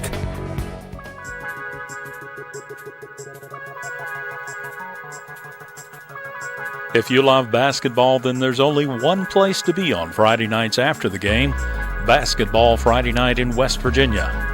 Special thanks tonight to all of our affiliates carrying Basketball Friday Night in West Virginia throughout the Mountain State, including 103.7 Jack FM WQWV in Fisher, the Valley's Watchdog 1600 AM WKKX Wheeling, 1370 AM WVLY Moundsville, Jackson County's home for Southern Gospel, Singing News Radio 92.5 FM WTHM LP Ravenswood Ripley, Knights Radio 91.5 FM WRSG in Middleburn. Talk Radio WRNR Martinsburg, 740 AM, 106.5 FM. Classic Hits 106. WHFI Linside, 106.7 FM. 95 The Sports Fox. WBES Charleston, 950 AM. The Voice of the Coalfields, 101.9 FM and 1290 AM. WVOW in Logan. Light Rock 93R, WRRR St. Mary's, 93.9 FM. The Ticket, 102.3 FM, WMTD Hinton. The Greatest Oldies of All Time, 98.5 FM and 101.5 FM, WQAZLP, Edmond, Beckley. Tune for You, Yap Radio, 101.7 FM, WYAPLP in Clay. And Marshall University's flagship station, The Cutting Edge, 88.1 FM WMUL in Huntington. If you're a cable subscriber, Suddenlink has us on Network West Virginia statewide. Cable subscribers in the Huntington region can find us on Comcast Channel 25, and we're streaming online on Facebook at the RSN Sports Facebook page.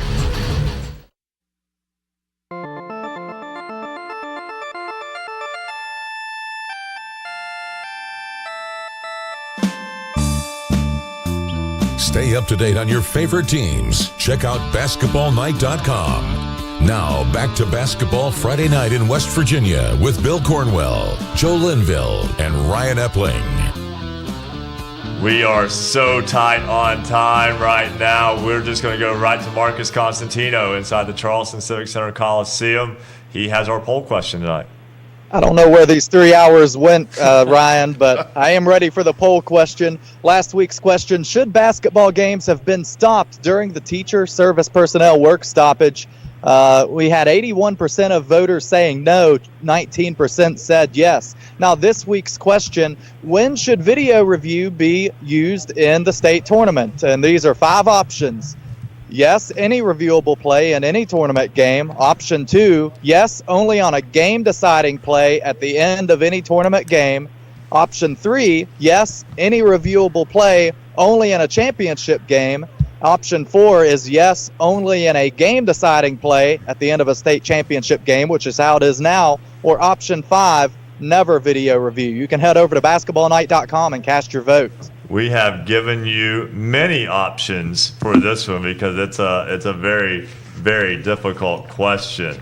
And, you know, we're going to give a second here before we get into cause time because, again, we are very tight on time. And, Bill, you had something you wanted to mention about a former standout athlete of the week. Exactly. Standout athlete of the week was Casey Hinchman about a month ago, Spring Valley guard, and he actually, the night we honored him, he actually missed a game to interview for scholarships at Marshall University. Well, good news, Casey has received a full ride pre-med scholarship at Marshall, and he wants to be a doctor, and he's off to a good start with a full ride scholarship at Marshall University. That is outstanding. Let's go back to the Charleston Civic Center Coliseum, where we are joined now by Parkersburg coach Scott Cousins as well as player Maddie Mace. The Big Reds are into the AAA state championship game for the first time since 1996.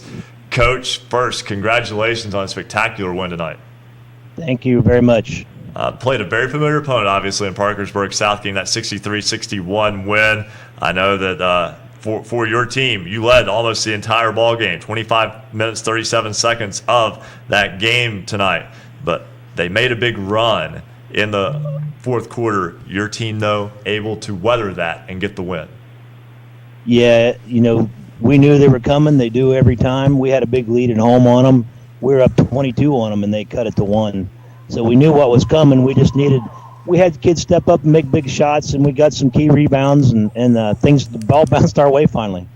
And Maddie, your ball club gets that win, and you tonight have 20 points, 8 rebounds on the biggest stage in the state of West Virginia against a rival opponent and a great crowd tonight. Just tell me about what your experience was and how you went into that game with the mindset playing a team that you were so familiar with tonight. I think that whenever we came back here, my mindset was that we had played here before and that we knew what we were doing, and we got used to the lights and used to the crowd, so we are going into it like prepared. And to play a team, four times in the course of the season, that, you know, it can be difficult. They had won 2 of the 3 meetings before, but you got the one that mattered, and now you're in the championship Saturday against another team that you're familiar with in Buchanan Upshur. A lot has changed since that December 16th meeting. Yeah, it has. We've gotten a lot better. They've probably gotten a lot better, but if we come out here and do what we do, we can get the dub. And what's it mean for Parkersburg? The community, to me, Parkersburg is the largest community within the state in terms of how they support their high schools. I know it means a lot there. Yeah, it does. It's like crazy. We'll go back. If we win, there'll be drum lines and parties in every classroom. I mean, I just can't imagine. And Coach Cousins, you get ready for that game tomorrow. Do you look at the film from the first game with Buchanan Upshur, or do you almost throw it out and start fresh? Yeah, that was so long ago. They're going to do what they do, and we're going to do what we do. I can't imagine anybody want to change what got them here. So they have an identity. We have an identity. It should be a good battle. They got us pretty good early.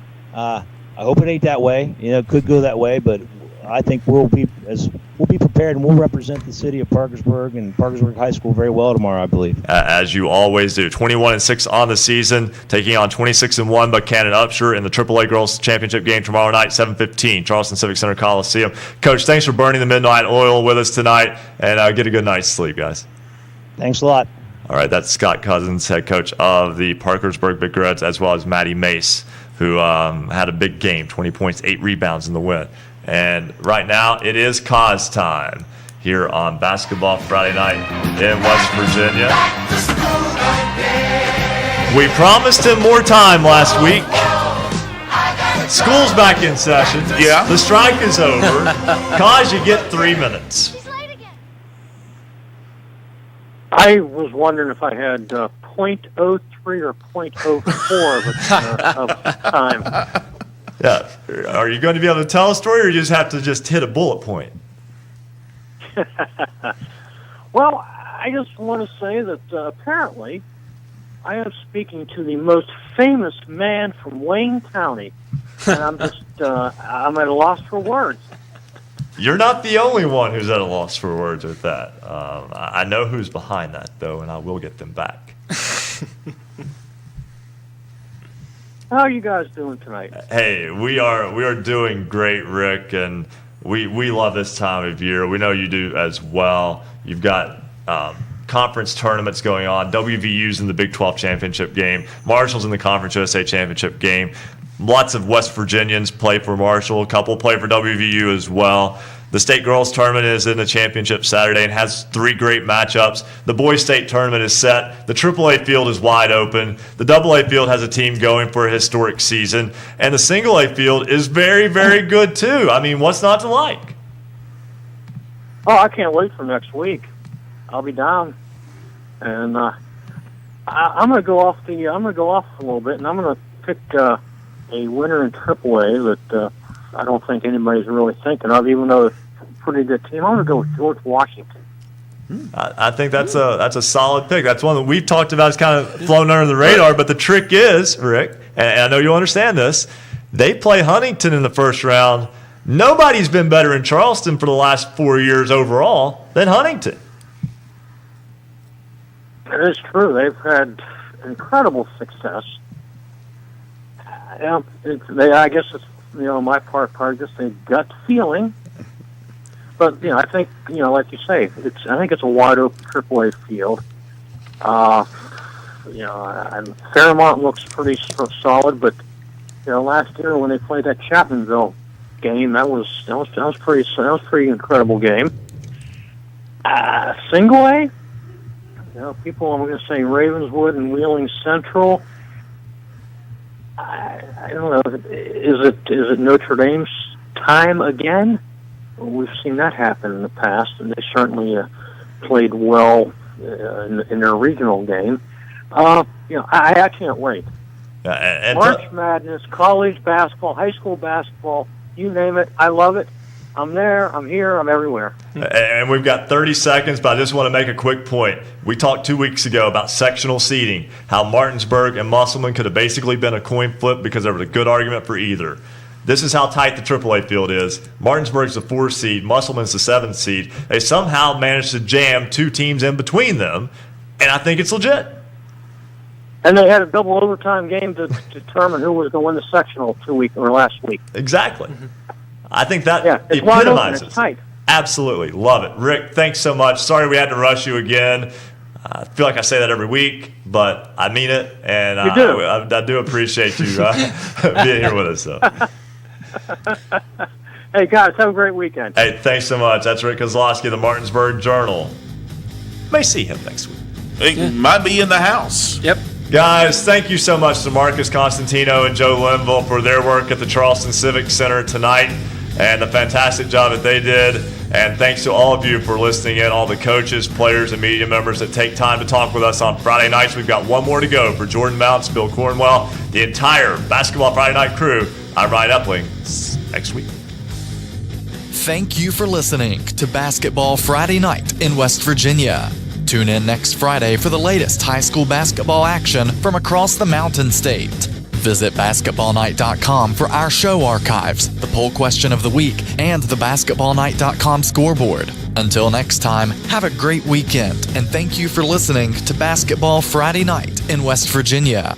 The preceding broadcast was a presentation of the Fast Break Sports Network. Copyright 2018. All rights reserved.